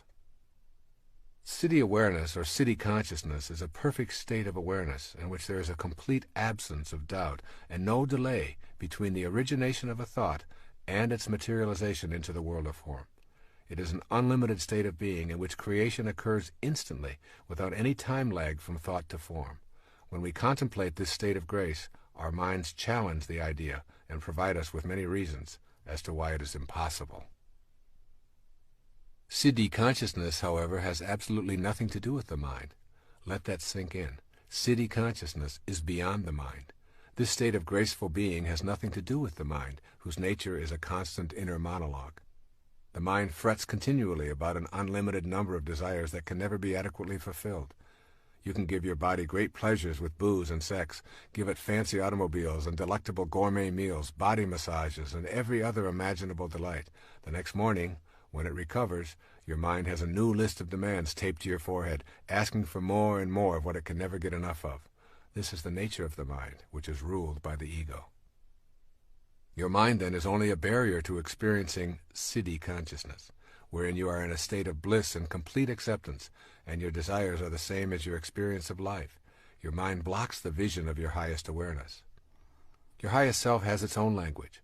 When your body is stilled and totally in the present, thoughts disappear. Then you can start the exquisite process of meditating with sound. It is the magic of this sound meditation that I am going to explain in the seventh principle. This is a siddha technique to take you beyond the constraints of the ego and the mind to a place within yourself where you can change your vibrational frequency through the use of sounds of creation. There's a magic to the sound of creation. As you begin to incorporate these ideas of the power of sound into your consciousness, going beyond the darkness of your mind to the light of your highest self, think about these words that open the book of John in the New Testament. In the beginning was the Word, and the Word was with God, and the Word was God.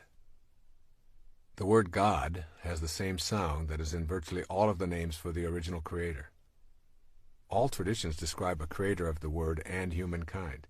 Here is a list of names used for the creator: Ra, Krishna, Rama, Buddha, Adonai, Brahman, Siddha, Shiva, Jehovah, Kali Durga, Tat, Gayana, Mahanta, Mahavira, Anu, Atva, Nanak, Yahweh, God, Allah. The obvious sound that is in all of these names for the Creator is the sound Ah. Ah expresses a feeling of bliss and joy. The sounds of creation and joy are synonymous. It is not an accident that the name for the Creator in virtually all languages contains the sound Ah. Ah is the only sound that humans make effortlessly, simply by taking in a breath and without moving the lips, the tongue, the jaw, or the teeth. If you move any of these, the sound changes. Ah is the sound of effortless perfection, as is creation itself effortless and perfect. Ah, the sound of creation, is one sound you will want to use as you practice the language of siddhi consciousness. It takes you beyond the incessant self-dialogue that characterizes your mind. When you repeat the sound Ah in connection with your manifestation meditation practice, you are literally repeating the name of God.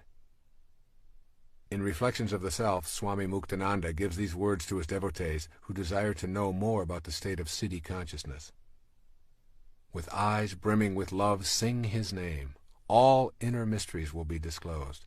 Every bird and plant will reveal itself to you as Brahman. The knowledge of Vedanta will manifest everywhere. O dear one, keep chanting God's name while sitting or standing or involved in the world. Never forget him. Unite your mind with the self. He explained that these names for God have specific combinations of inherently powerful syllables that have the ability to call forth the experience of God within us. Making these sounds acquaints us, perhaps for the first time, with the subtle God force within ourselves.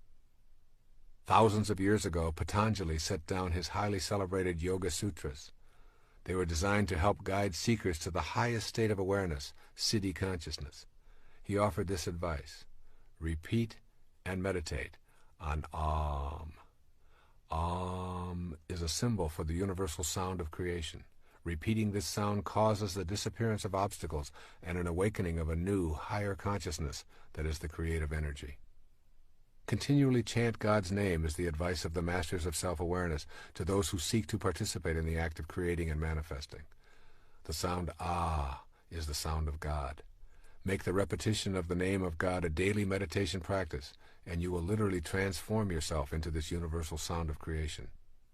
You will become one with the sound that mediates between the world of form and the highest frequencies of the spiritual world.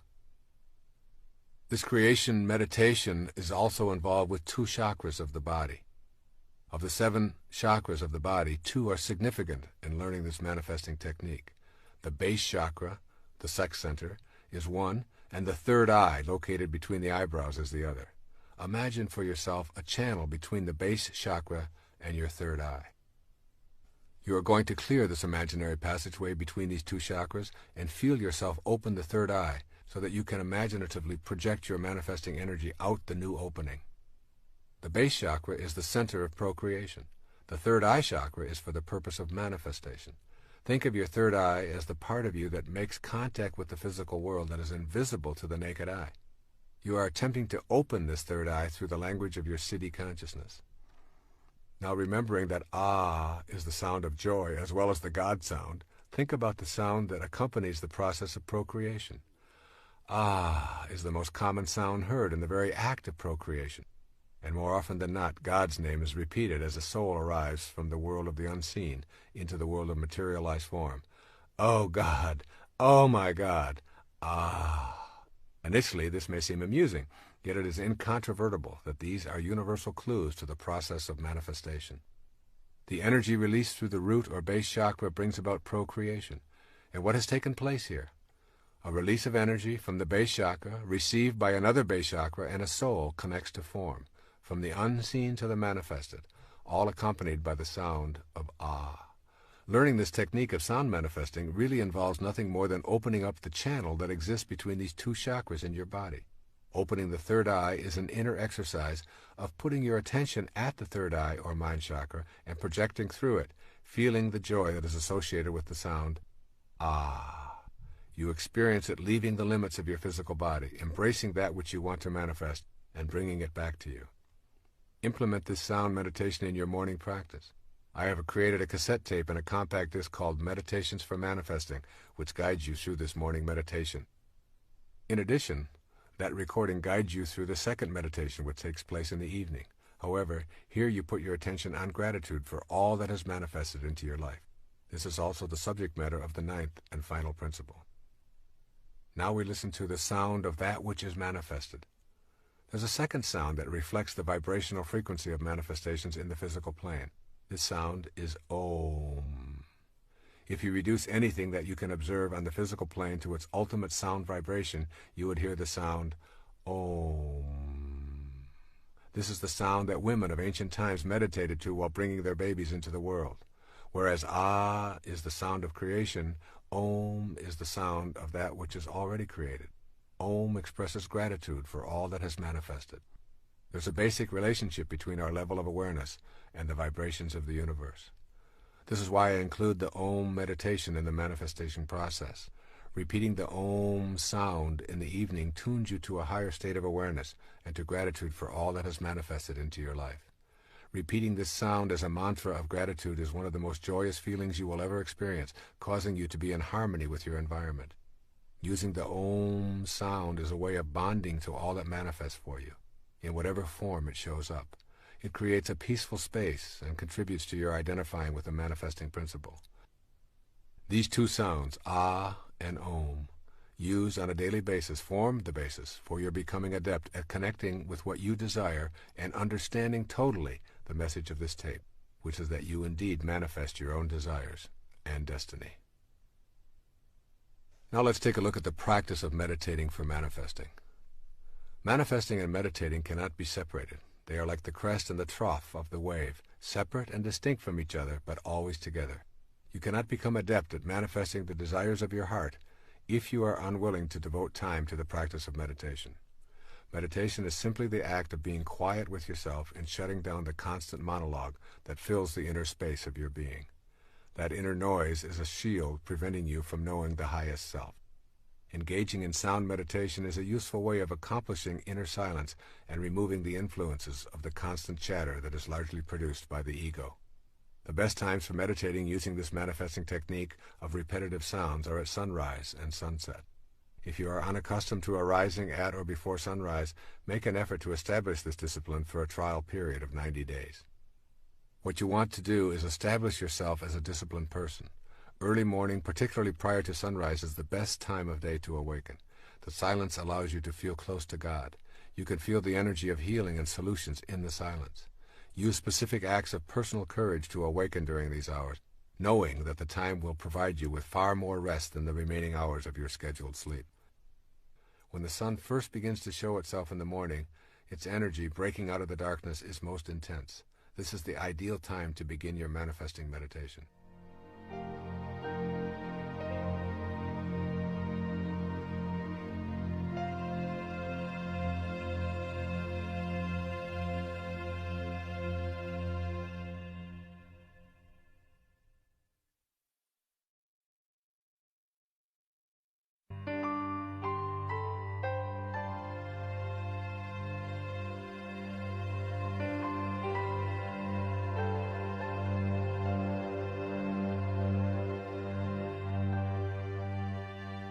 Find a comfortable place to sit. What makes you feel most relaxed and at peace is the perfect posture. If at all possible, it is advisable to do this outdoors. Gently place your forefinger and thumb together on each hand. Close your eyes and allow yourself approximately 20 minutes for this morning practice. Take in a few long, deep breaths and exhale, becoming aware of the pattern of your breathing and the feeling of filling your lungs. Then place your attention on the root or base chakra, the sex center, and move your attention up the passageway between your root chakra and your third eye chakra. Think of this as a channel that has been clogged, and think of the third eye space as an opening that has been sealed for a long time that you are going to open with your new inner etheric energy. Now take a deeper, longer breath of air, filling your lungs, and as you release the breath, say out loud the sound ah, with as much emotion and volume as you can imagine. Ah. Place your attention on clearing the channel with the sound of ah. While you are doing the ah meditation, add to your mental picture what it is that you would like to be able to create or manifest without being at all attached to how it will surface in your life. Repeat the sound of ah as your mantra for the entire time. However, do it out loud and with emotion for only approximately the first 1/3 of the time. Move your attention up and down the inner passageway between the root chakra and the third eye chakra. With the inner energy that you are feeling from the sound of creation resonating within you, open this third eye in your mental picture and propel the creative force through it into the world of form. Imagine its release from your inner being to a point at which it circles the world and surrounds the objects of your desire. Trust that this energy will connect with the universal energy that is the God force and will send the objects of your desire into your immediate world. This must be done in accordance with all 9 of the principles of manifesting that are explained in this tape, which means you have an absence of doubt, complete trust, unconditional love, and a knowing that this power of attraction is within you and in all things. Gradually, you will begin to experience an overwhelming sense of bliss and peace. For the next approximately 1/3 of the morning meditation, say the ah sound softer and softer. Stay focused on the third eye, which is now open and sending out this creation energy and the feeling of your desire manifesting. For the final third of your morning meditation, repeat the sound of ah to yourself silently as a mantra, and keep your attention on the third eye and the glorious feeling of gratitude that you are already experiencing for having this manifest into your life. When you have completed approximately 20 to 30 minutes of this manifesting meditation, your morning session will be complete. Some people have used this meditation to manifest peace for themselves or those they love, to center themselves on a healing, or to bring a relationship into their life. Others have used it for such matters as selling a house, getting a promotion, overcoming an addiction, attracting money, or whatever. The possibilities are unlimited. What you are doing when you do this morning ah meditation is resonating with the words, "In the beginning was the Word, and the Word was God." The act of manifesting is the beginning of something being created in your life. The evening meditation is best practiced at sunset if possible. Once again, as the sun sinks below the horizon, there is a corona-like expression of energy that is greatest just as the sun leaves the horizon and for a few moments immediately after. Now you practice the sound of Om, which is the meditation of gratitude.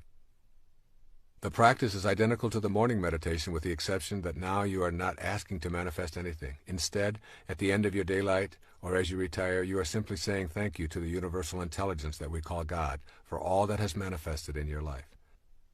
Take in deep breaths just as you did in the morning. Clear the channel between your base chakra and your third eye chakra and mentally picture all that you have received and project that energy out forcefully through the opening of the third eye. You are expelling into the universe beyond your immediate body an energy of gratitude. The sound of Om is said aloud for the first third of your meditation, then gradually, more quietly, and ultimately silently, always focusing grateful attention on the third eye and feeling that energy going back to the universal source of energy that we call God. The final part of this meditation is the last sound you hear before you go to sleep each night. The very first sound you hear in the morning is generally one of ah. It is the sound that you make when you yawn or stretch. However, the final sound you hear within yourself before going to sleep can be a combination of these two sounds, of ah and Om. I defined enlightenment earlier as the ability to be immersed in and surrounded by peace.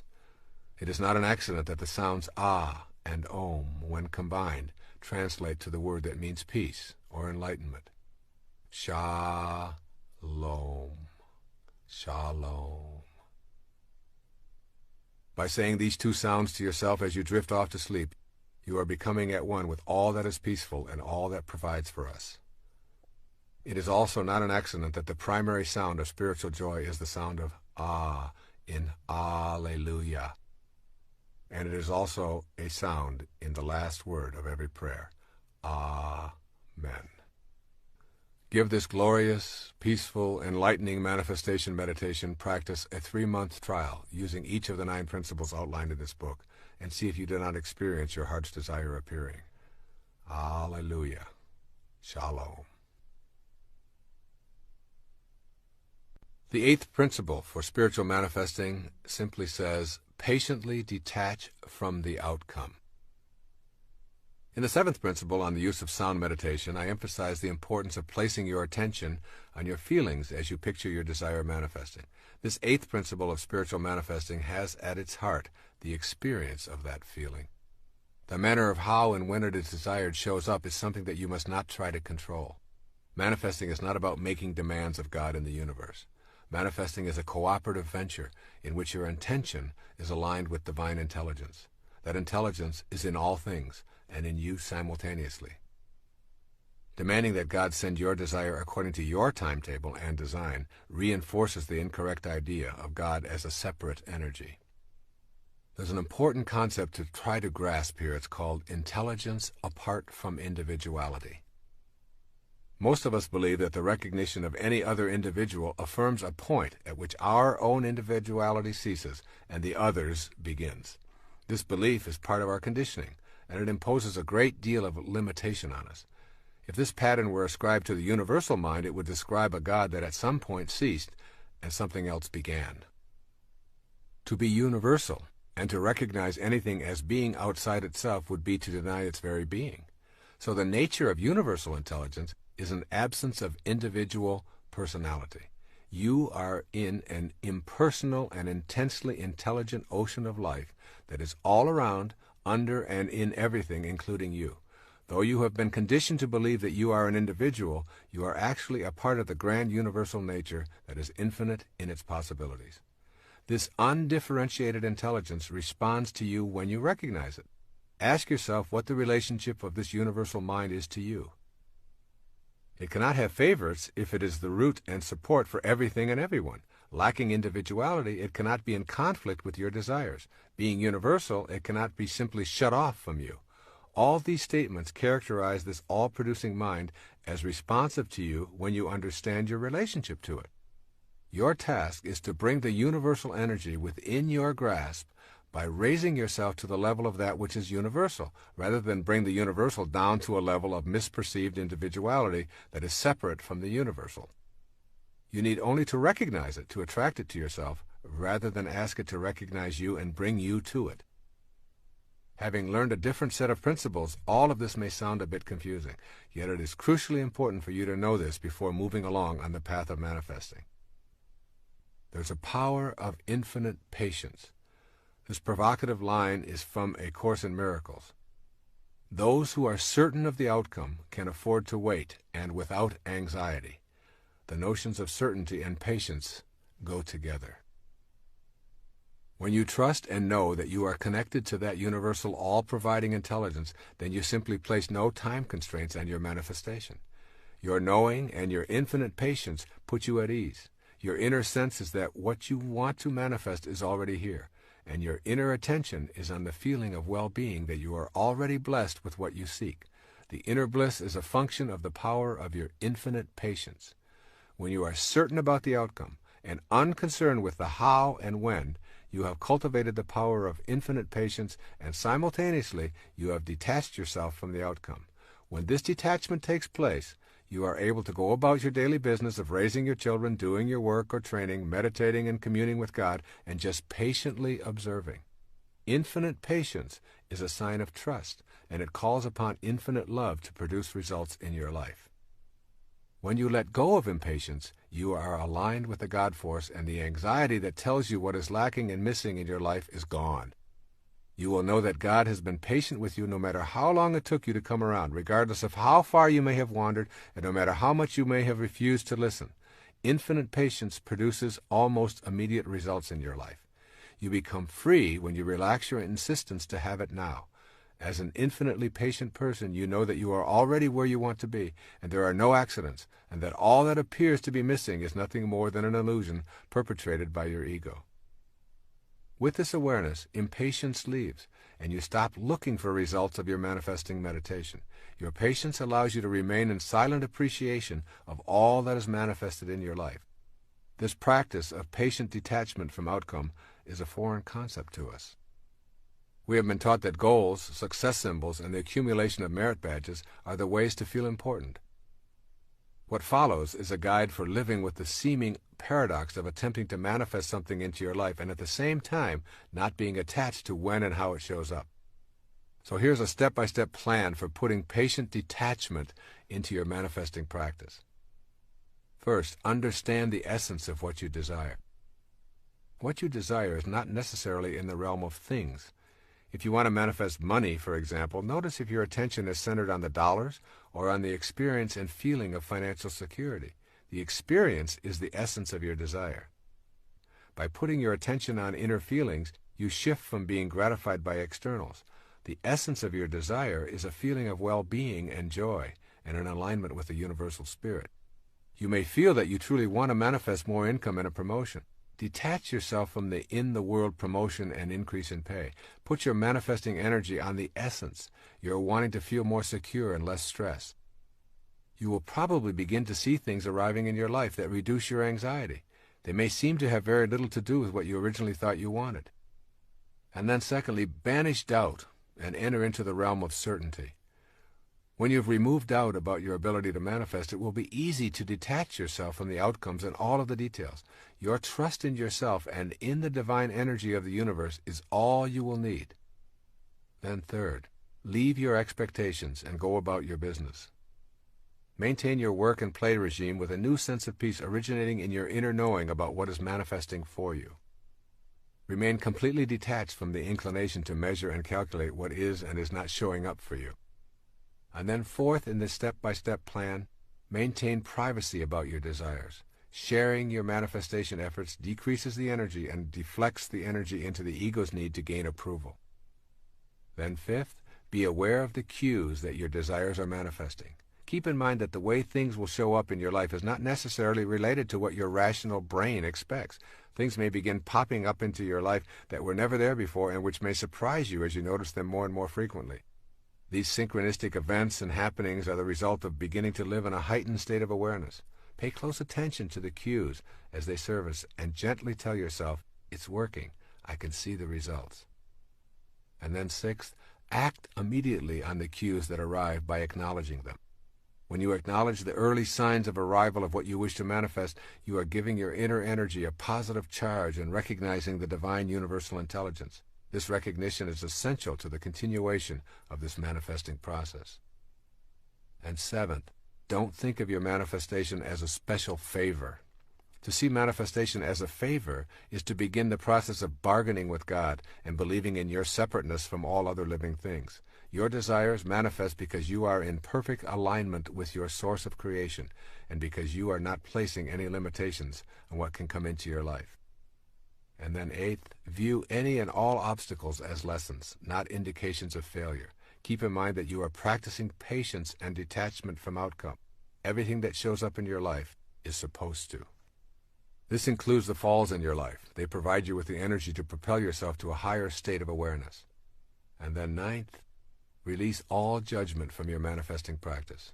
This requires you to be willing to suspend your inclination to judge that which shows up in your life as right or wrong, good or bad, attractive or unattractive.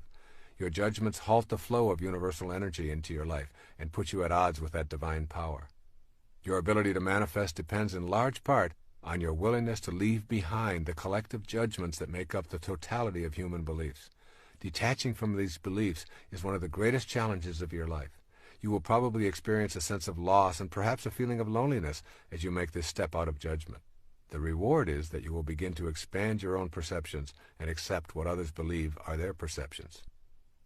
A business card you might find walking on the beach, a book or a tape recording, a message intended for another but is in your mailbox. All these can be cues.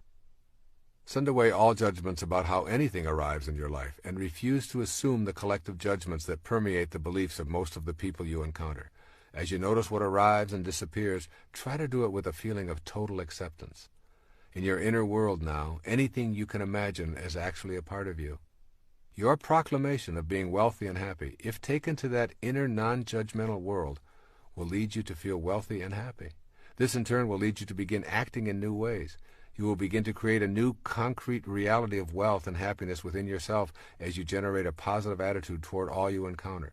No judgments, simply maintaining an inner feeling of having already manifested whatever it is you desire. Your mind will attempt to use logic, but manifestation is not logical. Your mind will try to employ negativity, insisting that you are too old, too stupid, or too undeserving, that you never win anything, that you've wished for things in the past and been disappointed, and there's no reason to expect things to change now. This is the attachment of the mind and the ego to results in past history. Meditation and intuitive feelings are two ways to supersede the mind. The emphasis is on detaching from the collective unconscious beliefs, refusing to judge, and patiently allowing the universal source to deliver what you are now totally aligned with in your inner world. And 10th, learn to relax in peace and knowing. The universal intelligence works at its own perfect pace. It will deliver when you are in alignment with the 9 principles detailed in this tape.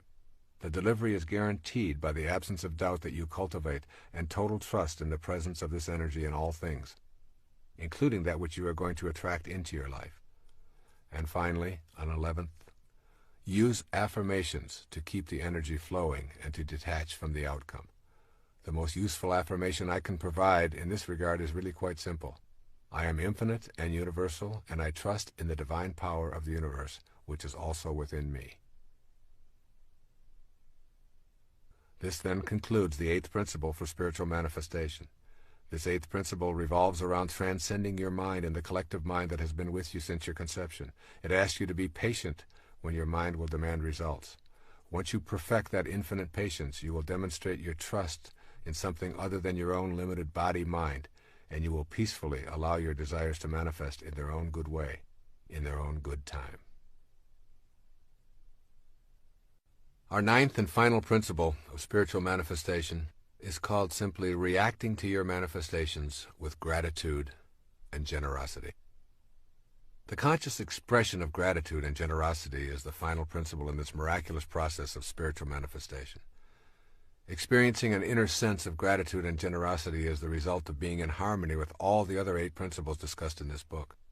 Gratitude is your expression of acknowledging the oneness of the universal energy working in cooperation with your desires. Let's look at the nature of gratitude. Gratitude is the complete and full response of the human heart to everything in the universe. It is the absence of feeling alienated or separate. It represents our full acknowledgement and appreciation of the energy flowing through all things and brings gifts to us in the form of the fulfillment of our desires. Gratitude recognizes that nothing is to be taken for granted, and, most important, it is an expression of complete, unconditional love in the form of a thank you to the God Force that is in all things. It is a way of being one with the God Force in full inner serenity. It recognizes that the spirit within ourselves is the same as that which sustains all life on the planet. Gratitude then represents the whole of ourselves. When we feel grateful and give thanks, sending out this kind of loving energy to the world in the same fashion that we did when we were asking for our heart's desire to be manifested, we feel complete. Gratitude allows us to feel more connected to that for which we are grateful. Gratitude acknowledges that we are the recipients of the generosity of others, of life, and of the universal spirit. Gratitude contributes a loving response to the whole of creation and to your relationships with creation. That relationship illustrates for us how interconnected and interdependent everything is, including the manifestations in our lives. When we understand the nature of gratitude, we can more clearly identify those things within ourselves that are obstacles to practicing gratitude. Gratitude is an inner process. It is an attitude of thankfulness, even when things do not appear as we would prefer. Rumi once wrote, "Don't grieve for what doesn't come. Some things that don't happen keep disasters from happening." Gratitude is a way of experiencing the world with love rather than judgment. The three most common obstacles to an attitude of gratitude originate in your mental processes. The first is simply called fault-finding. You always have the choice to be love-finding or fault-finding. The fault-finder focuses on what is wrong and what is missing. That focus shows up as criticism, judgment, and anger. The feeling is of being against the manifestations that appear in the world rather than being for what one receives. As we think, so shall we be. If you are using your mind to think about what is wrong and what is lacking, this is precisely what will manifest for you. Finding fault, rather than being grateful and being a love finder, guarantees that you will not be able to participate in the co-creation of your life and the fulfillment of your desires. A second obstacle to an attitude of gratitude is called simply complaining. The complainer always feels short-changed and deprived and consequently becomes envious and bitter toward those who seem to have been blessed with what is missing in his or her own life. The inner experience of complaining leads to being angry at the universal source that seems to have denied you the benefit of its infinite supply. Complaining is an expression of the absence of love in your inner world. When you feel love, there's no room for being upset with God for not delivering your ego's demands. And the third obstacle to an attitude of gratitude is taking what you have for granted. Taking things and people in your life for granted drains you of the joy that you could be experiencing. Taking things for granted means going through life unaware of the multitude of gifts that are here in each and every moment. Think of the activities and experiences that would be missed if they suddenly disappeared. Remind yourself that there are no ordinary moments. Kicking a ball around with a child, watching the shape of the clouds in the early morning, or hearing the sounds of the seasons, saying good night to a loved one. Every single experience is an opportunity to experience gratitude, or its opposite, ennui. It is also a choice. Strive to be alert to being a love finder. Sleepwalking through life is a choice to impede the gratitude that is necessary for you to become a manifester. If you take everything for granted, you will never be able to see the clues that will give you the impetus to take action on your desired manifestation. The appearance of the right person or the unexpected gift will be greeted with a shrug and a disinterest, which will prevent you from receiving its blessings. Be awake and fully appreciative of everything and everyone. And here appreciation and depreciation need to be understood. When we depreciate something, we devalue or diminish its worth. We depreciate things or people by expressing disapproval or dislike. It is impossible to feel grateful for something or someone we do not value. Begin to see things and people as they truly are. Each person is a child of God. See the unfolding of God in each person you meet. The moment you participate in the depreciation process, you block your ability to experience gratitude, and consequently, you obstruct your ability to manifest prosperity, love, and joy into your life. Essentially, the activity of depreciation means that you are not sensing the beauty of life. Become an appreciator, and therefore a manifester, by seeing the Christ shining back at you in the other person or groups of people. Cultivating an attitude of gratitude is something we all want to work on in this manifesting process. Make the shift to being grateful for all that you are and all that you have, and you will facilitate your ability to manifest into your life the essence of all that you desire. Develop an awareness of yourself as a recipient rather than as a victim. Virtually everything you possess in your life is because of the efforts of others. Your furniture, automobile, home, clothes, gardens, yes, even your own body are all in some way gifts from others. Without the efforts of thousands and thousands of people all working in harmony, you would have nothing showing up in your life. Just remind yourself of this fact each day, and gratitude will begin replacing cynicism. Also, practice a silent expression of gratitude when you start to see your desires manifesting from the universal source. Thank you, God. I see you working in my life, and I acknowledge with love my appreciation for all that you bring to me. Also, become a person who is willing to tell those around you how much you appreciate them. Make a concerted effort to say aloud how much you love your family members without making it a phony ritual. The more you are willing to express gratitude, the more you are cultivating an experience of unconditional love, which, as you know, is the secret to manifesting. Be thankful and avoid complaining as much as possible. Catch yourself as you are about to find fault with someone or some condition. Then, instead, find something to say that reflects a willingness to be a love finder. Give yourself a specific period of time to practice avoiding complaining and fault-finding, perhaps 30 days. You will experience the emptying of rancor and complaints from your inner self and the opening to love, appreciation, and gratitude. Begin each and every day with an expression of gratitude and thanksgiving. Every morning when you awake, you have been given the gift of a sunrise and 24 hours to live. Take in a deep breath and be grateful for this exhilarating experience of breathing in life and love. End your day with an expression of love and a repetition of the word for peace, Shalom. Be aware of the need to be grateful for the suffering and struggles that are part of the fabric of your life. Sometimes it's easy to simply be angry at your suffering rather than to know that it is the catalyst for your searching and awakening. And also remember, it is the nature of thought to increase.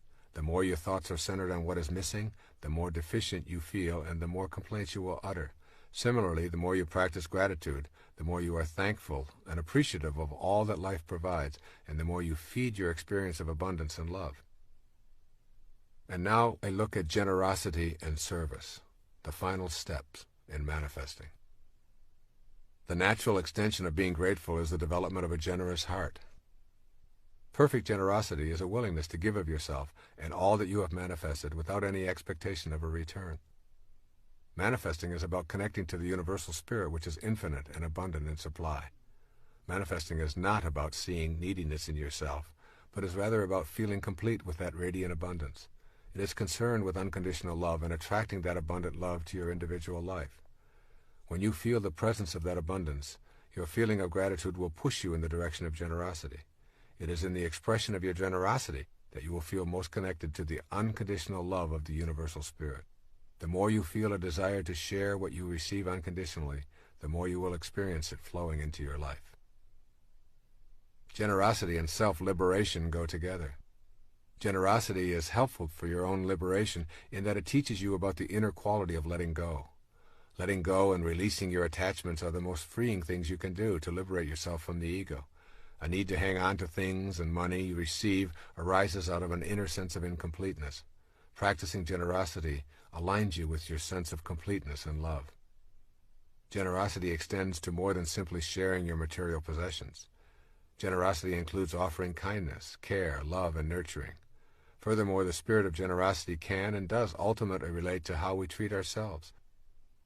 If you have a generous heart that has no qualms about giving, you will treat yourself lovingly and will nurture yourself without feeling any sense of guilt. Thus, giving and receiving are really the way the universe works. Every single time that you take in a breath and then exhale, you are engaged in a process of giving and receiving that is vital to the material and spiritual world. With each inhalation, you take in the oxygen and nitrogen you must have to exist. And with each exhalation, you send back the carbon dioxide that supplies the entire plant world. The cycle of generous giving and receiving is exactly the same as the very act of breathing. Look around you and notice how everything in our universe is a result of giving and receiving. The entire food chain represents a giving of life and a taking of life, and then a giving back in an endless cycle of material manifestation. The process works in the same way on the spiritual level. You put out loving energy to connect to that which you desire, and it returns to you. It is a giving and receiving action. So therefore it's really important to cultivate an attitude of generosity. Put generosity into your manifestation practice to keep the natural flow of giving and receiving moving in your life. Recognize that this is a way of being that can be developed. You may have convinced yourself that giving is impossible because you have too little for yourself. If you're not generous when it's difficult, you will not be generous when it is easy. Generosity is a function of the heart, not the wallet. A generous heart is one that places no limitations on its ability to be generous with others and does not do it for reward or recognition. Think of the myriad of things that you do each day for others, including animals and the environment, as ways of practicing generosity. Talking to a lonely neighbor, feeding a stray cat, opening a door, anonymously paying the toll for the car behind you, vacuuming the carpet, or whatever may occur in the thousands of actions you undertake each day. Most important, remember that to give without expectation of an acknowledgement is truly the work of your higher self. Keep your generosity practices private. Then become aware of the internal resistances that arise within you when you have an impulse to give. Your fear of not having enough for yourself and your family, your doubts about whether others are truly needy, the fact that others won't appreciate it anyway, are impulses that you need to honor as valid. All of these inner doubts and fears should be examined without judgment. And then give yourself designated times and periods of time to practice being generous, particularly in offering service or in giving of your time. Sometimes I notice my young son out playing soccer by himself, wishing in his heart he had someone to play with. I remind myself to forget about the zillion things I have to do, my state of fatigue or whatever, and I designate the next several hours to simply sharing my time with him, something we both love. Practice being able to receive. Accept help when others offer it. Allow others to do for you without feeling embarrassed or without feeling that your independence is threatened. If you turn off the receiving side, you cut the natural flow of energy, just as if you turned off the giving side. Receiving is very much a component of the spiritual practice of manifestation, and you can work at allowing this into your life with gratitude and love. Furthermore, practice giving just a bit more than you think you can, and a bit more than your own comfort level allows. Whatever you have convinced yourself is the limit of your generosity, try going beyond it. You also can practice a little bit more generosity with your own self than you are normally accustomed to. Order the item on the menu that costs more, or give yourself a few extra days on your vacation trip, or allow yourself the luxury of a body massage or a facial. Extend your generosity into service as a way of life. Our encounters and relationships are a central influence on ourselves and each other. Service is a word that is not commonly thought of as part of our ordinary relationships, yet service simply cannot be separated from relationships. When you cultivate an attitude of gratitude and generosity, you will find yourself wanting to be in the service of others. You will find it natural to extend that which you receive into the service of others as well. If you receive a great teaching, you will want to teach it to others. If you receive love, you will wish to extend that love unconditionally outward. Your relationships will automatically be felt as gifts for the service of others. When you contemplate the purpose of your life in the material plane, you will discover that the only thing you can do with your life is to give it away. You cannot lay claim to anything. It is all transitory. You will find your purpose and your strength when you see that you are in a relationship with all other living things, and that you are purposeful and peaceful when you serve in some capacity. It is out of this state of recognizing our fundamental interconnectedness that we realize we are all in a constant state of service to each other. It is this awareness that you want to keep uppermost in your mind as you generate this principle of spiritual manifesting. Service, at its very basic core, is an inner choice to offer a helpful and healing attitude to others as well as to ourselves. A natural outgrowth of feeling grateful for our daily life manifestations is experiencing the inclination to be generous. By turning the purpose of your life into one of service and leaving behind your self-absorption, you discover the irony of manifesting. The more you choose to be of service, the more profoundly you experience unconditional love, and the more you find materializing into your life. Service is best thought of as a continuous focus in your life rather than being limited to certain kinds of giving activities. Service is a state of mind that expresses love rather than fear, trust rather than distrust.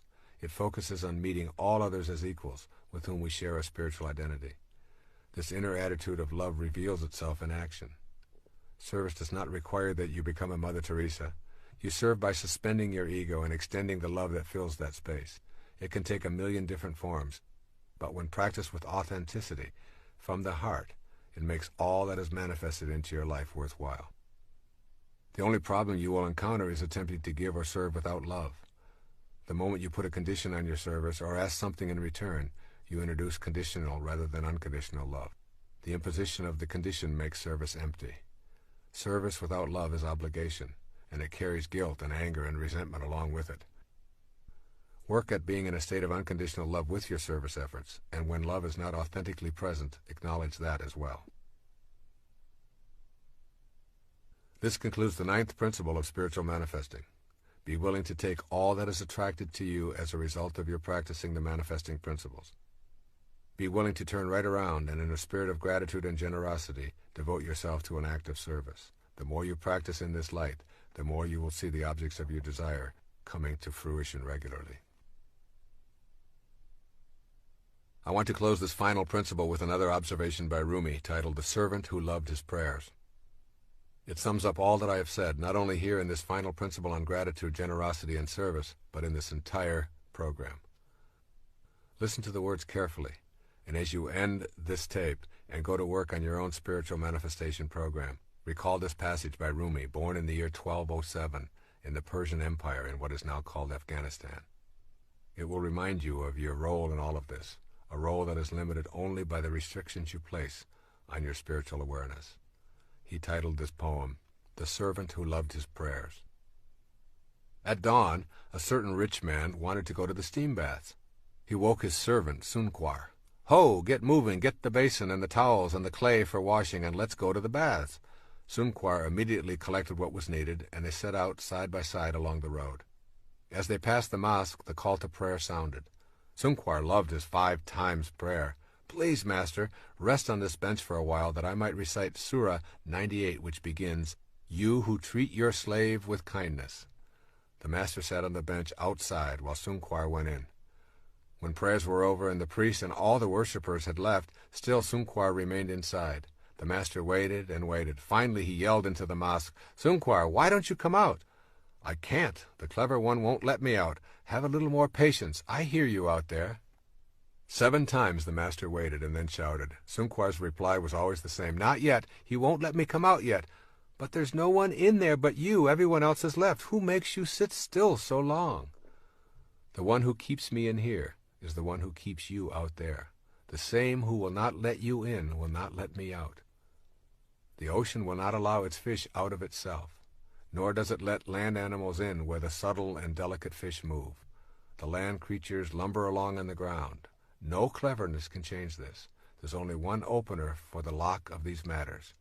Forget your figuring. Forget yourself. Listen to your friend. When you become totally obedient to that one, you'll be free. May you always swim in the ocean of abundance while manifesting your own divine destiny. Listen to your friend. I'd like to provide you with a summary of the 9 principles. I would like you to have all 9 principles in the same place so that you can refer to them often, as well as see how they comprise a step-by-step program for implementing a spiritual manifestation awareness for yourself. Each principle flows to the next, and if you apply them in this sequential manner, I can guarantee that you will begin to view yourself as an absolute miracle, an individual who is connected to the universal all-pervading spirit in such a firm manner that you know you are a co-creator of your own life and all that is attracted into it. The 9 principles. Number 1, becoming aware of your highest self. This awareness helps you to view yourself as more than merely a physical creation, which leads to the 2nd principle. Trusting yourself is trusting the wisdom that created you. This principle establishes you as one and the same with the universal God force, which leads you to the 3rd principle. You are not an organism in an environment. You are an environed organism.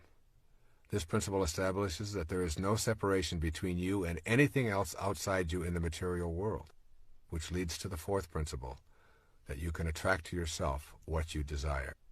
This principle establishes your power to attract that which you are already connected to, which leads to the 5th principle, honoring your worthiness to receive. This principle affirms that you are worthy of all that is attracted to your life, which leads to the 6th, connecting to the divine source with unconditional love.